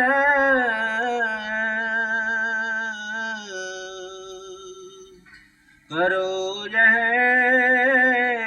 ਕਾਜ ਪਿਲ ਰਹਿਣਾ ਸੁਰਤ ਮਨ ਥਾਮ ਅਬ ਘਟ ਮੈਂ ਪਕੜ ਤੋਨ ਧਿਆਨ ਤਾਰੇ ਗਗਨਾ। ਹੁਣ ਇਸ਼ਾਰਾ ਕਰਦੇ ਹਨ ਕਿਸ ਤਰ੍ਹਾਂ ਗੁਰਮੁਖਾਂ ਦੇ ਸਤਸੰਗ ਵਿੱਚ ਆ ਕੇ ਇਹਨਾਂ ਭੋਗਾਂ ਚੋਂ, ਇੰਦਰੀਆਂ ਦੇ ਭੋਗਾਂ ਚੋਂ ਆਪਣੇ ਖਿਆਲ ਨੂੰ ਕੱਢਣਾ ਹੈ। ਆਪ ਸਮਝਾਉਂਦੇ ਹਨ ਸਾਡਾ ਜਿਹੜਾ ਰੂਹਾਨੀ ਸਫ਼ਰ ਹੈ, ਪੈਰਾਂ ਦੇ ਤਲਿਆਂ ਤੋਂ ਲੈ ਕੇ ਸਿਰ ਦੀ ਚੋਟੀ ਤੱਕ ਹੈ। ਇਸ ਸਫ਼ਰ ਦੀਆਂ ਦੋ ਮੰਜ਼ਿਲਾਂ ਹਨ, ਇੱਕ ਅੱਖਾਂ ਤੱਕ ਹੈ, ਇੱਕ ਅੱਖਾਂ ਤੋਂ ਉੱਪਰ ਹੈ। ਜਿਸਮ ਦੇ ਅੰਦਰ ਜਿਹੜੇ ਰੂਹ ਔਰ ਮਨ ਦੀ ਜਗ੍ਹਾ ਹੈ, ਉਹ ਅੱਖਾਂ ਦੇ ਪਿੱਛੇ ਹੈ, ਜਿਸ ਨੂੰ ਕੋਈ ਸ਼ਿਵ ਨੇਤਰ ਕਹਿੰਦਾ ਹੈ, ਕੋਈ ਦਿਵ ਚਕਸ਼ੂ ਕਹਿੰਦਾ ਹੈ, ਕੋਈ ਘਰ ਦਰ ਕਹਿੰਦਾ ਹੈ, ਕੋਈ ਨੁਕਤਾ ਸਫੈਦਾ ਕਹਿੰਦਾ ਹੈ, ਕੋਈ ਮੁਕਤੀ ਦਾ ਦਰਵਾਜ਼ਾ ਕਹਿੰਦਾ ਹੈ। ਇੱਥੋਂ ਆਪਣਾ ਖਿਆਲ ਉਤਰ ਕੇ ਇਹਨਾਂ ਨਵਾਂ ਦੁਬਾਰਿਆਂ ਦੇ ਜ਼ਰੀਏ ਸਾਰੀ ਦੁਨੀਆ ਦੇ ਅੰਦਰ ਫੈਲ ਜਾਂਦਾ ਹੈ। ਕਿਸ ਤਰ੍ਹਾਂ ਫੈਲਦਾ ਹੈ? ਇੱਥੇ ਬੈਠੇ ਕਦੇ ਬਾਲ ਬੱਚਿਆਂ ਦਾ ਖਿਆਲ ਆਉਂਦਾ ਹੈ, ਕਦੇ ਘਰ ਦੇ ਕਾਰੋਬਾਰ ਦਾ ਖਿਆਲ ਆਉਂਦਾ ਹੈ, ਕਦੇ ਦੁਕਾਨ ਦੇ ਗਾਹਕਾਂ ਦਾ ਖਿਆਲ ਆਉਂਦਾ ਹੈ। ਮਨ ਕਦੇ ਕਿਸੇ ਦਾ ਨਿਚਲਾ ਨਹੀਂ ਬੈਠਦਾ, ਕਿਸੇ ਨਾ ਕਿਸੇ ਚੀਜ਼ ਦੇ ਸੋਚ ਔਰ ਵਿਚਾਰ ਵਿੱਚ ਹੀ ਲੱਗਾ ਰਹਿੰਦਾ ਹੈ। ਇਹ ਜਿਹੜਾ ਸਾਰਾ ਦਿਨ ਸਾਡੇ ਮਨ ਨੂੰ ਸੋਚ ਔਰ ਵਿਚਾਰ ਕਰਨ ਦੀ ਆਦਤ ਪਈ ਹੋਈ ਹੈ, ਇਹਨੂੰ ਮਹਾਤਮਾ ਸਿਮਰਨ ਕਰਨਾ ਕਹਿੰਦੇ ਹਨ। ਹੁਣ ਸਿਮਰਨ ਕਰਨ ਦੀ ਕੁਦਰਤੀ ਹਰ ਇੱਕ ਨੂੰ ਆਦਤ ਪੈਦਾ ਹੋ ਚੁੱਕੀ ਹੈ। ਕਿਤਨੀਆਂ ਅੰਧੇੜੀਆਂ ਕੋਠੜੀਆਂ ਦੇ ਅੰਦਰ ਤੁਸੀਂ ਕਿਉਂ ਨਾ ਬੰਦ ਆਪਣੇ ਆਪ ਨੂੰ ਕਰ ਲਵੋ, ਤੁਸੀਂ ਉੱਥੇ ਨਹੀਂ ਹੋਵੋਗੇ, ਤੁਹਾਡਾ ਖਿਆਲ ਸਾਰੀ ਦੁਨੀਆ ਦੇ ਅੰਦਰ ਫੈਲਿਆ ਹੋਇਆ ਹੋਵੇਗਾ। ਔਰ ਜਿਸ ਦਾ ਵੀ ਸਿਮਰਨ ਕਰਦੇ ਹਾਂ, ਉਹਦੀ ਸ਼ਕਲ ਵੀ ਅੱਖਾਂ ਅੱਗੇ ਆ ਕੇ ਖੜੀ ਹੋ ਜਾਂਦੀ ਹੈ। ਅਗਰ ਪੁੱਤਰਾਂ ਧੀਆਂ ਦਾ ਸਿਮਰਨ ਕਰਦੇ ਹਾਂ, ਪੁੱਤਰ ਧੀਆਂ ਅੱਖਾਂ ਅੱਗੇ ਆ ਜਾਣਗੇ। ਅਗਰ ਘਰ ਦੇ ਕਾਰੋਬਾਰ ਦਾ ਸਿਮਰਨ ਕਰਦੇ ਹਾਂ, ਘਰ ਦੇ ਕਾਰੋਬਾਰ ਅੱਖਾਂ ਅੱਗੇ ਆ ਜਾਣਗੇ। ਉਸ ਨੂੰ ਮਹਾਤਮਾ ਧਿਆਨ ਧਰਨਾ ਕਹਿੰਦੇ ਹਨ। ਜਿਸ ਦਾ ਵੀ ਕੋਈ ਸਿਮਰਨ ਕਰਦਾ ਹੈ, ਉਸੇ ਦਾ ਉਹ ਧਿਆਨ ਧਰਨਾ ਸ਼ੁਰੂ ਕਰ ਦਿੰਦਾ ਹੈ। ਜਿਨ੍ਹਾਂ ਦਾ ਸਿਮਰਨ ਕਰਦੇ ਹਾਂ, ਧਿਆਨ ਧਰਦੇ ਹਾਂ, ਉਹਨਾਂ ਨਾਲ ਸਾਡਾ ਮੋਹ ਪੈਦਾ ਹੋ ਜਾਂਦਾ ਹੈ, ਪਿਆਰ ਪੈਦਾ ਹੋ ਜਾਂਦਾ ਹੈ। ਇਤਨਾ ਉਹਨਾਂ ਸ਼ਕਲਾਂ ਔਰ ਪਦਾਰਥਾਂ ਨਾਲ ਆਪਣਾ ਮੋਹ ਔਰ ਪਿਆਰ ਪੈਦਾ ਹੋ ਜਾਂਦਾ ਹੈ ਕਿ ਰਾਤ ਨੂੰ ਹੁਣ ਸੁਪਨੇ ਵੀ ਸਾਨੂੰ ਉਹਨਾਂ ਦੇ ਹੀ ਆਉਂਦੇ ਹਨ। ਮੌਤ ਦੇ ਵਕਤ ਉਹਨਾਂ ਦੀਆਂ ਹੀ ਸ਼ਕਲਾਂ ਸਿਨੇਮੇ ਦੇ ਸਕਰੀਨ ਦੀ ਤਰ੍ਹਾਂ ਅੱਖਾਂ ਅੱਗੇ ਆ ਜਾਂਦੀਆਂ ਹਨ। ਜਹਾਂ ਆਸਾ ਤਹਾਂ ਬਾਸਾ, ਜਿੱਧਰ ਆਖਰੀ ਵਕਤ ਖਿਆਲ ਹੁੰਦਾ ਹੈ, ਅਸੀਂ ਉਸੇ ਦੁਨੀਆ ਦੇ ਰੌਬ ਵਿੱਚ ਬਹਿ ਜਾਂਦੇ ਹਾਂ। ਕਿਹੜੀ ਚੀਜ਼ ਦੇ ਬੰਧਨਾਂ ਵਿੱਚ ਲਿਆਈ? ਦੁਨੀਆ ਦਾ ਮੋਹ ਔਰ ਪਿਆਰ ਲਿਆਇਆ। ਕਿਸ ਨੇ ਪੈਦਾ ਕੀਤਾ? ਸਿਮਰਨ ਔਰ ਧਿਆਨ ਨੇ ਪੈਦਾ ਕੀਤਾ। ਕਿੰਨਾ ਚੀਜ਼ਾਂ ਦੇ ਸਿਮਰਨ ਔਰ ਧਿਆਨ ਨੇ, ਜਿਨ੍ਹਾਂ ਨੇ ਨਾਸ਼ ਹੋ ਜਾਣਾ ਹੈ, ਜਿਨ੍ਹਾਂ ਨੇ ਫਨਾ ਹੋ ਜਾਣਾ ਹੈ। ਜੋ ਕੁਝ ਵੀ ਦੁਨੀਆ ਅੰਦਰ ਦੇਖਦੇ ਹਾਂ ਅੱਖਾਂ ਨਾਲ, ਸਭ ਨੇ ਨਾਸ਼ ਹੋ ਜਾਣਾ ਹੈ, ਸਭ ਨੇ ਫਨਾ ਹੋ ਜਾਣਾ ਹੈ। ਸੋ ਮਹਾਤਮਾ ਕਹਿੰਦੇ ਸਿਮਰਨ ਔਰ ਧਿਆਨ ਦੀ ਤਾਂ ਕੁਦਰਤੀ ਹਰ ਇੱਕ ਨੂੰ ਆਦਤ ਪੈਦਾ ਹੋ ਚੁੱਕੀ ਹੈ। ਇਸ ਵਾਸਤੇ ਮਨ ਦੀ ਆਦਤ ਤੋਂ ਫਾਇਦਾ ਉਠਾਓ। ਸਿਮਰਨ ਨੂੰ ਸਿਮਰਨ ਕੱਟੇਗਾ, ਧਿਆਨ ਨੂੰ ਧਿਆਨ ਕੱਟੇਗਾ। ਲੇਕਿਨ ਉਸ ਚੀਜ਼ ਦਾ ਸਿਮਰਨ ਕਰੋ, ਉਸ ਚੀਜ਼ ਦਾ ਧਿਆਨ ਕਰੋ ਜਿਹਨੇ ਕਦੇ ਨਾਸ਼ ਨਹੀਂ ਹੋਣਾ, ਜਿਹਨੇ ਕਦੇ ਫਨਾ ਨਹੀਂ ਹੋਣਾ। ਉਹ ਕੌਣ ਹੈ? ਸਿਰਫ ਇੱਕ ਪਰਮਾਤਮਾ ਔਰ ਪਰਮੇਸ਼ਵਰ ਹੈ। ਸੋ ਮਹਾਤਮਾ ਸਾਨੂੰ ਉਸ ਮਾਲਿਕ ਦੇ ਨਾਮ ਦਾ ਸਿਮਰਨ ਕਰਨ ਦਾ ਤਰੀਕਾ ਦੱਸਦੇ ਹਨ। ਜਿਸ ਦੇ ਜ਼ਰੀਏ ਅਸੀਂ ਫੈਲੇ ਹੋਏ ਖਿਆਲ ਨੂੰ ਫਿਰ ਵਾਪਸ ਟ੍ਰੇਸ ਕਰਕੇ ਅੱਖਾਂ ਪਿੱਛੇ ਇਕੱਠਾ ਕਰਦੇ ਹਾਂ। ਫਿਰ ਸਾਡਾ ਖਿਆਲ ਟਿਕਦਾ ਨਹੀਂ, ਇਹਨੂੰ ਹਮੇਸ਼ਾ ਤੋਂ ਨੀਚੇ ਦੌੜਨ, ਨੀਚੇ ਆਉਣ ਦੀ ਆਦਤ ਪਈ ਹੋਈ ਹੈ। ਜਿਤਨਾ ਚਿਰ ਕਿਸੇ ਨਾ ਕਿਸੇ ਦੇ ਸਰੂਪ ਦਾ ਧਿਆਨ ਨਹੀਂ ਦੇਵਾਂਗੇ, ਇਹਨੂੰ ਟਿਕਣ ਦੀ ਆਦਤ ਪੈਦਾ ਨਹੀਂ ਹੁੰਦੀ। ਪਰਮਾਤਮਾ ਦੇ ਸਰੂਪ ਦਾ ਤਾਂ ਸਾਨੂੰ ਪਤਾ ਨਹੀਂ ਹੈ। ਇਸ ਵਾਸਤੇ ਹੋਰ ਕਿਹੜੇ ਸਰੂਪ ਦਾ ਧਿਆਨ ਦੇਣਾ ਹੈ? ਅਸੀਂ ਸਤਿਗੁਰਾਂ ਦੇ ਸਰੂਪ ਦਾ ਧਿਆਨ ਦੇਣਾ ਹੈ, ਕਿਉਂਕਿ ਉਹਨਾਂ ਦਾ ਜਿਹੜਾ ਅਸਲੀ ਸਰੂਪ ਹੁੰਦਾ ਹੈ ਉਹ ਸ਼ਬਦ ਹੁੰਦਾ ਹੈ, ਉਹ ਨਾਮ ਹੁੰਦਾ ਹੈ। ਔਰ ਸ਼ਬਦ ਔਰ ਨਾਮ ਦੇ ਵਿੱਚੋਂ ਹੀ ਆਉਂਦੇ ਹਨ, ਸ਼ਬਦ ਔਰ ਨਾਮ ਦਾ ਹੀ ਪ੍ਰਚਾਰ ਕਰਦੇ ਹਨ, ਸ਼ਬਦ ਔਰ ਨਾਮ ਦੇ ਵਿੱਚ ਜਾ ਕੇ ਸਮਾ ਜਾਂਦੇ ਹਨ। ਅਸੀਂ ਵੀ ਉਸੇ ਸ਼ਬਦ ਔਰ ਨਾਮ ਦੇ ਵਿੱਚ ਜਾ ਕੇ ਸਮਾਉਣਾ ਚਾਹੁੰਦੇ ਹਾਂ। ਇਸ ਵਾਸਤੇ ਜਿਨ੍ਹਾਂ ਸਤਿਗੁਰਾਂ ਨੇ ਸਾਨੂੰ ਸ਼ਬਦ ਦੇ ਨਾਲ ਜੋੜਿਆ ਹੈ, ਅਸੀਂ ਉਹਨਾਂ ਦੇ ਸਰੂਪ ਦਾ ਧਿਆਨ ਕਰਨਾ ਹੈ। ਇਸੇ ਵਾਸਤੇ ਗੁਰੂ ਨਾਨਕ ਸਾਹਿਬ ਨੇ ਕਿਹਾ ਸੀ, ਗੁਰ ਕੀ ਮੂਰਤ ਮਨ ਮੇ ਧਿਆਨ। ਗੁਰਮੁਖਾਂ ਦੇ ਤਸੱਵਰ ਨੂੰ ਆਪਣੇ ਮਨ ਵਿੱਚ ਰੱਖਣਾ ਹੈ। ਸਵਾਮੀ ਜੀ ਕਹਿੰਦੇ, ਗੁਰੂ ਕਾ ਧਿਆਨ ਕਰ ਪਿਆਰੇ, ਬਿਨਾਂ ਇਸਕੇ ਨਹੀਂ ਛੁੱਟਣਾ। ਸੋ ਉਹਨਾਂ ਦੇ ਸਰੂਪ ਦਾ ਧਿਆਨ ਕਰਕੇ ਇੱਥੇ ਖਿਆਲ ਨੂੰ ਅੱਖਾਂ ਪਿੱਛੇ ਟਿਕਣ ਦੀ ਆਦਤ ਪੈਦਾ ਹੋ ਜਾਂਦੀ ਹੈ। ਜਿਸ ਵਕਤ ਖਿਆਲ ਟਿਕਣਾ ਸ਼ੁਰੂ ਹੋ ਜਾਂਦਾ ਹੈ, ਆਪਣੇ ਆਪ ਹੀ ਮਿਕਨਾਤੀਸ ਦੀ ਤਰ੍ਹਾਂ ਸ਼ਬਦ ਨੂੰ ਅੰਦਰੋਂ ਪਕੜ ਲੈਂਦਾ ਹੈ। ਜੈਸੇ ਜੈਸੇ ਸ਼ਬਦ ਦੀ ਲੱਜ਼ਤ ਅੰਦਰ ਆਉਂਦੀ ਜਾਂਦੀ ਹੈ, ਵੈਸੇ ਵੈਸੇ ਦੁਨੀਆ 'ਚੋਂ ਮੋਹ ਔਰ ਪਿਆਰ ਸਾਡਾ ਨਿਕਲਦਾ ਜਾਂਦਾ ਹੈ, ਕਿਉਂਕਿ ਇਹ ਲੱਜ਼ਤ ਦਾ ਆਸ਼ਕ ਹੈ। ਜਿਤਨਾ ਚਿਰ ਇਸ ਨੂੰ ਦੁਨੀਆ ਦੇ ਮੋਹ ਔਰ ਪਿਆਰ ਤੋਂ ਉੱਚੀ ਔਰ ਸੁੱਚੀ ਲੱਜ਼ਤ ਨਹੀਂ ਮਿਲਦੀ, ਇਹ ਦੁਨੀਆ ਦਾ ਮੋਹ ਔਰ ਪਿਆਰ ਕਦੇ ਛੱਡਣ ਨੂੰ ਤਿਆਰ ਨਹੀਂ ਹੁੰਦਾ। ਇਸੇ ਵਾਸਤੇ ਗੁਰੂ ਨਾਨਕ ਸਾਹਿਬ ਨੇ ਕਿਹਾ ਸੀ, ਗੁਰ ਕਾ ਸ਼ਬਦ ਮਹਾਰਸ ਮੀਠਾ, ਬਿਨ ਚਾਕੇ ਸਾਧ ਨਾਏ। ਜਿਸ ਸ਼ਬਦ ਦੇ ਨਾਲ ਗੁਰਮੁਖ ਸਾਡੇ ਖਿਆਲ ਨੂੰ ਜੋੜਦੇ ਹਨ, ਉਸ ਨੂੰ ਮਹਾਰਸ ਮਿੱਠਾ ਕਹਿੰਦੇ ਹਨ, ਕਿ ਜਿਹੜਾ ਕਦੇ ਜ਼ੁਬਾਨ ਨਾਲ ਬਿਆਨ ਹੀ ਨਹੀਂ ਕੀਤਾ ਜਾ ਸਕਦਾ, ਜਿਹੜਾ ਚੱਖਣ ਨਾਲ ਤਲਕ ਹੈ, ਗੱਲਾਂ ਬਾਤਾਂ ਦਾ ਮਜ਼ਮੂਨ ਨਹੀਂ ਹੈ। ਉਸ ਲੱਜ਼ਤ ਨੂੰ ਹਾਸਲ ਕਰਕੇ ਮਨ ਆਟੋਮੈਟਿਕਲੀ ਦੁਨੀਆ ਦੇ ਇੰਦਰੀਆਂ ਦੇ ਭੋਗਾਂ, ਵਿਸ਼ਿਆਂ, ਵਕਾਰਾਂ ਦੀਆਂ ਲੱਤਾਂ ਛੱਡ ਦਿੰਦਾ ਹੈ। ਜਿਸ ਨੂੰ ਹੀਰੇ ਜਵਾਹਰਾਤ ਮਿਲਣਗੇ, ਕਿਉਂ ਕੌਡੀਆਂ ਮਗਰ ਦਰਬਦਰ ਠੋਕਰਾਂ ਖਾਂਦੇ ਹਨ। ਲੜਕੀਆਂ ਗੁੱਡੀਆਂ ਪਟੋਲਿਆਂ ਨਾਲ ਉਤਨਾ ਖੇਲ ਖੇਲਦੀਆਂ ਹਨ ਜਿਤਨਾ ਚਿਰ ਉਹਨਾਂ ਦੀ ਸ਼ਾਦੀ ਨਹੀਂ ਹੁੰਦੀ।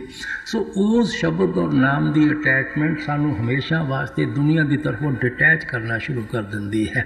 ਸੋ ਇਸ ਵਾਸਤੇ ਸਵਾਮੀ ਜੀ ਕਹਿੰਦੇ, ਸਿਮਰਨ ਔਰ ਧਿਆਨ ਦੇ ਜ਼ਰੀਏ ਤੁਸੀਂ ਸ਼ਬਦ ਨੂੰ ਪਕੜੋ। ਅਗਰ ਤੁਸੀਂ ਇੰਦਰੀਆਂ ਦੇ ਭੋਗਾਂ, ਵਿਸ਼ਿਆਂ, ਵਕਾਰਾਂ, ਸ਼ਰਾਬਾਂ, ਕਬਾਬਾਂ 'ਚੋਂ ਆਪਣਾ ਖਿਆਲ ਕੱਢਣਾ ਚਾਹੁੰਦੇ ਹੋ। ਸੁਰਤ ਮਨ ਥਾਮ ਅਬ ਘਟ ਮੇ,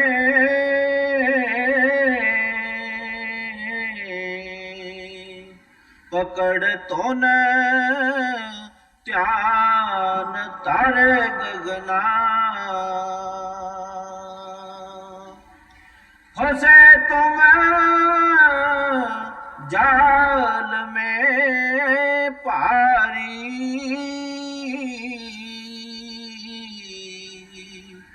बिना इस जुगत नहीं खुलना।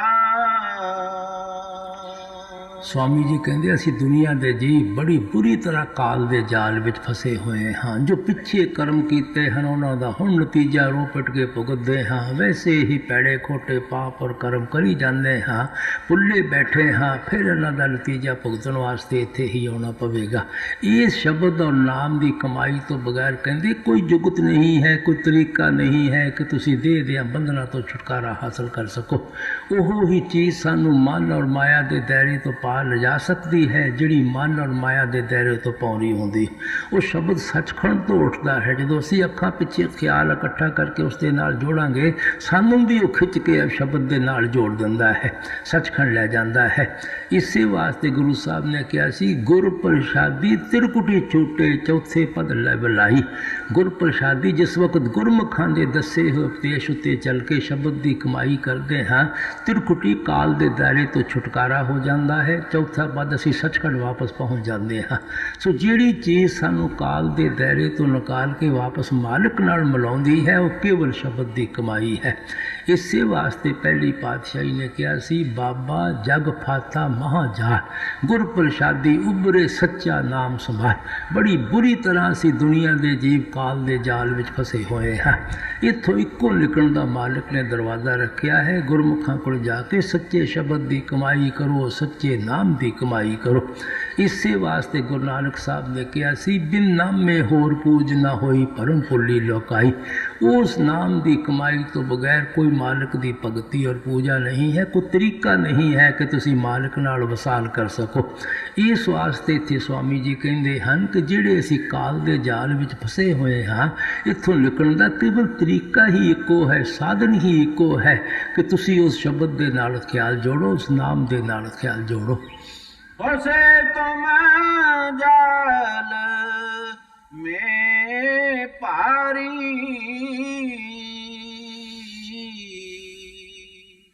बिना ये से जोगत नहीं खुलना।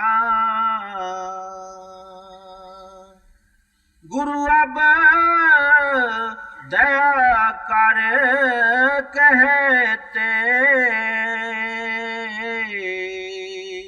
मान यह बात चित धरना।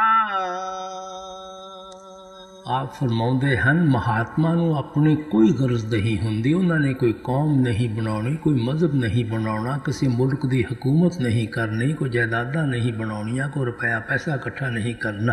वो सिर्फ साडे ते दया करके, मेहर करके, बख्शिश करके कि किस तरह बड़ी मुश्किलों नाल इन्होंने इंसान का जामा हासिल किया सी, किस तरह भंग दे पाड़े बेचारे खोण लगे हुए हैं, सानू इत्थों निकलण का तरीका समझाउंदे हैं, इत्थों निकलण का साधन समझाउंदे हैं।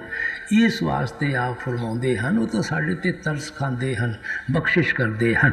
इसे वास्ते आपने स्वामी गुरु नानक साहब ने गुर प्रसाद किया है, क्योंकि प्रसाद हमेशा खुशी नाल दिता जाता है। नाम दान किया है जिसकी कभी कोई कीमत नहीं लई जाती, दान की कोई कीमत नहीं लैंदा, प्रसाद की कभी कोई कीमत नहीं लैंदा। इस वास्ते स्वामी जी कहते महात्मा तो दया करके सानू इत्थों निकलण का तरीका दसदे हैं, उन्होंने अपनी कोई गरज नहीं होंदी। वो 10 नौहां की कमाई करते हुए साध संगत की सेवा करते हैं। तुसी देख लो गुरु नानक साहब ने करतारपुर हत्थीं अपनी खेती की, अपनी परवरिश की, अपने बाल बच्चों की परवरिश की और सारी उम्र मुफ्त साध संगत की सेवा की। और संगत नूं की हदायत दिंदे हैं, गुर पीर सदाए मंगण जाए ताकि मूल न लागों पाए, काल खाए कुछ हथों दे नानक राह पछाणे से। गुरु और पीर हो के जिहड़े सिखां सेवकां कोलों मंगदे फिरदे हन, उन्हां दे पैरां ते कदे मत्था ही नहीं टेकना। कैसे महात्मा की खोज करनी है जिहड़े खुद 10 नौहां की कमाई करते हैं और साध संगत की सेवा करते हो। कबीर साहब वाल देख लो, सारी उम्र कपड़ा बुन बुन के बेचारे ने गुजारा किया। शाह बलख बखारा जैसे आपके सेवक सी जिहड़े महलों विच भी रख सकते सी। कबीर साहब कहते मर जाऊँ मांगू नहीं अपने तन के काज, पर मारत के कारने मोहि ना आवे लाज। संत महात्मा साडा साध संगत के अंदर पाँव परोपकार करा देन, अपने वास्ते कदे हथ नहीं फैलाउंदे। इसे वास्ते कहते शिष्य को ऐसा चाहिए गुरु को सर्वस दे, गुरु को ऐसा चाहिए शिष्य का कछु ना ले। सेवक का धर्म है जो कुछ है गुरमुखां दा समझ के इस्तेमाल करे, लेकिन गुरमुखां दा भी कोई असूल है कि सेवक की सूई तक नहीं लैनी, लेंदे हैं गुरमुख नहीं है। रविदास महात्मा देख लो, मीराबाई भी आपकी सेवक सी, राजा पीपा छत्री राजपूत भी आपका सेवक सी, लेकिन सारी उम्र जुतियां बना बना के गुजारा किया। बाबा नामदेव की जिंदगी पढ़ के देखो, कपड़े ठाक ठाक के गुजारा किया। दादू साहब देख लो दुनिया का काम किया, पलटू साहब देख लो दुकानदारी का काम किया। और जो कुछ डेरे महात्मा करते रहे हैं थोड़ियां अखां अगे हैं। सो महात्मा जिंदगी की मिसाल बन के सानू दसदे हैं किस तरह 10 नौहां की कमाई करते हुए साध संगत की सेवा करनी है। इस वास्ते महात्मा नू अपनी कोई गरज नहीं होंदी। गुरु अब दया कर कहते,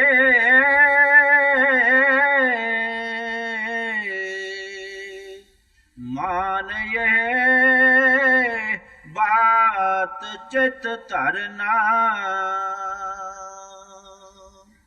पाठक में क्यों उम्र खोते,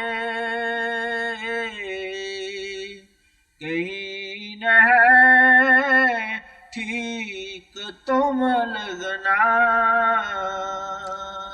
ਹੁਣ ਸਾਨੂੰ ਖਬਰਦਾਰ ਕਰਦੇ ਹਨ ਕਿ ਬਾਹਰ ਮੁਖੀ ਹੋ ਕੇ ਕਿਉਂ ਭਟਕਦੇ ਫਿਰਦੇ ਹੋ, ਕੁਛ ਇਹਨਾਂ ਚੀਜ਼ਾਂ 'ਚੋਂ ਨਹੀਂ ਮਿਲਣਾ। ਕਿਤਨੇ ਹੀ ਮਹਾਤਮਾ ਦੇ ਖੜਾਵਾਂ ਤੇ ਮੱਥੇ ਰਗੜ ਲਓ, ਸਮਾਧਾਂ ਤੇ ਮੱਥੇ ਰਗੜ ਲਓ, ਤਸਵੀਰਾਂ ਦੀ ਪੂਜਾ ਕਰ ਲਓ, ਬੁੱਤਾਂ ਦੀ ਪੂਜਾ ਕਰ ਲਓ, ਸਰੋਵਰਾਂ ਵਿੱਚ ਇਸ਼ਨਾਨ ਕਰ ਲਓ, ਤੀਰਥ ਯਾਤਰਾ ਕਰ ਲਓ, ਕੰਨ ਪੜਵਾ ਲਓ, ਜਟਾਂ ਰੱਖ ਲਓ, ਜਿਸਮ ਤੇ ਪਬੂਤ ਲਗਾ ਲਓ, ਪੁੰਨ ਦਾਨ ਕਰ ਲਓ, ਜਪ ਤਪ ਕਰ ਲਓ, ਸਰੋਵਰਾਂ ਵਿੱਚ ਇਸ਼ਨਾਨ ਕਰ ਲਓ, जो मर्जी कर लो। जो कुछ मिलना है वो केवल शब्द की कमाई चो मिलना है, जो कुछ मिलना है वो नाम की कमाई चो मिलना है।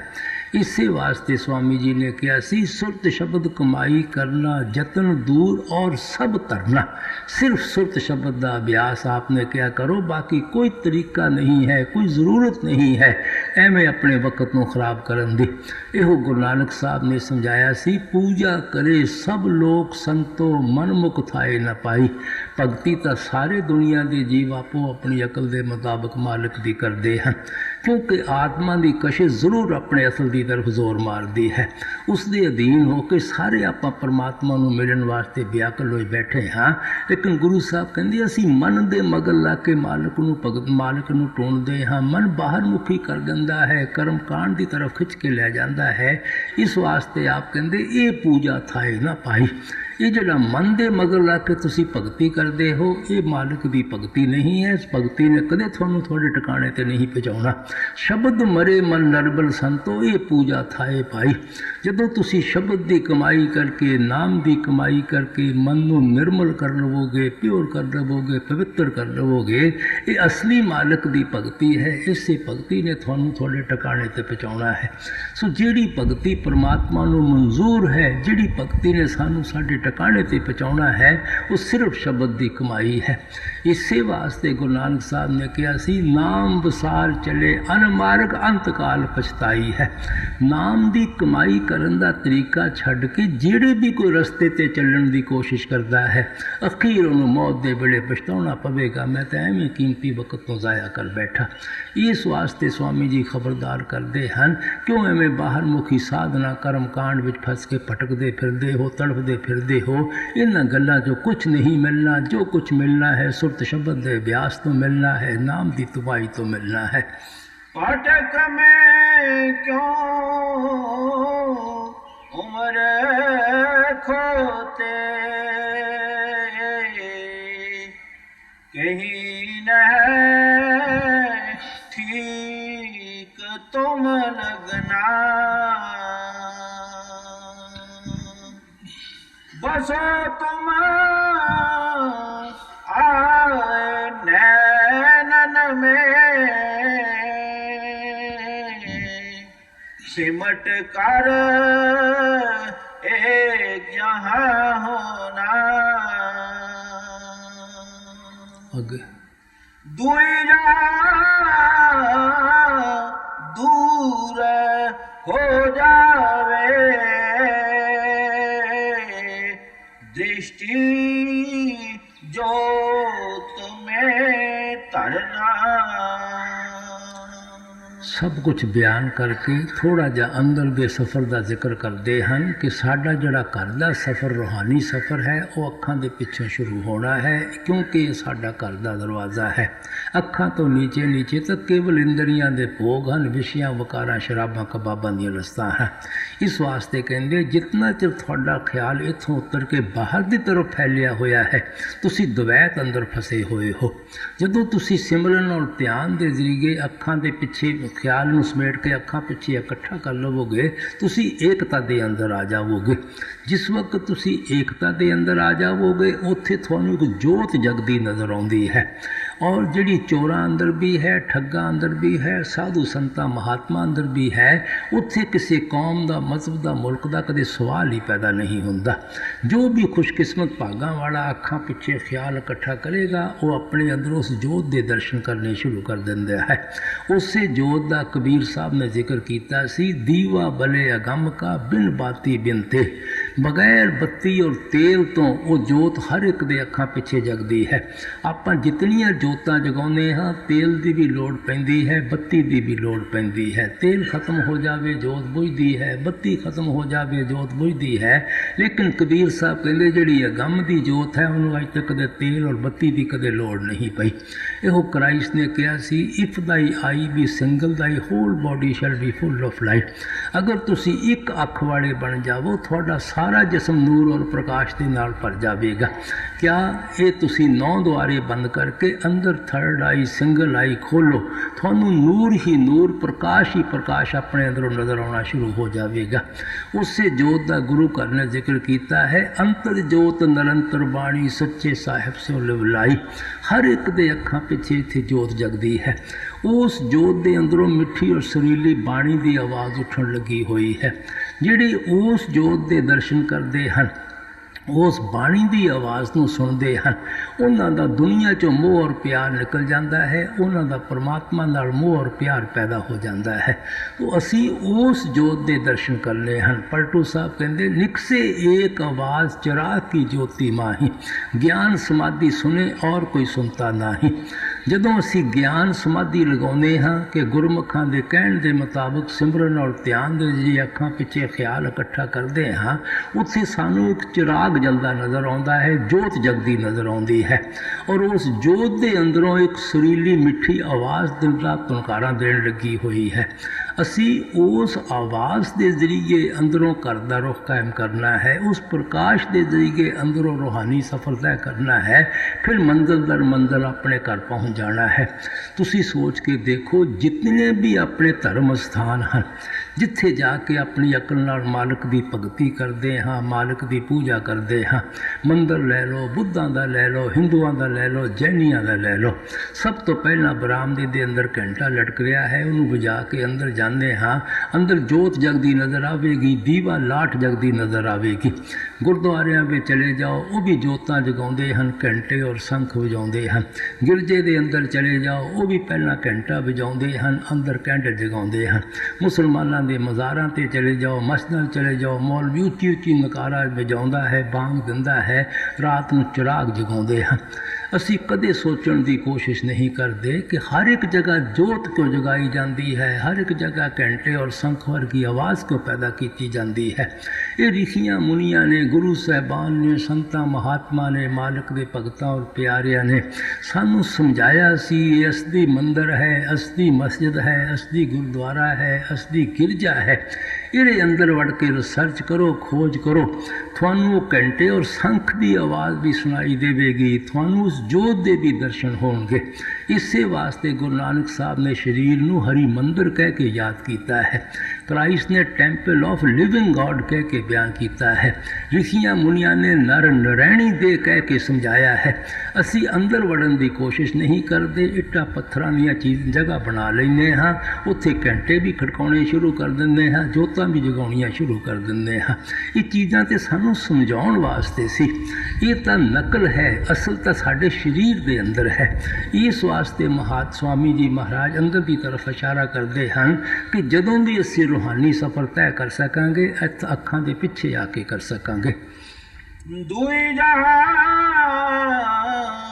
दूर हो जावे, दृष्टि जोत में तरना, श्याम तज सेत को गहना, सूरत को तान तोन सुनना, बंक के द्वार तस बैठो, त्रिकुटी जाए कर लेना, सुन चढ़ जात सो पाई, सूरत से मान सर नहना, महासुन चौक अंधेरा, वहाँ से या गुफा बसना। लोग चाहते चलो सज के, गहो वहाँ जाए तो न बीना। अलख यार आगम के पारा, अजब एक महल दिखलाना। वही राधा स्वामी से मिलना, हुआ माने आज आत्मगना। वही राधा स्वामी से मिलना, हुआ माने आज आत्मगना।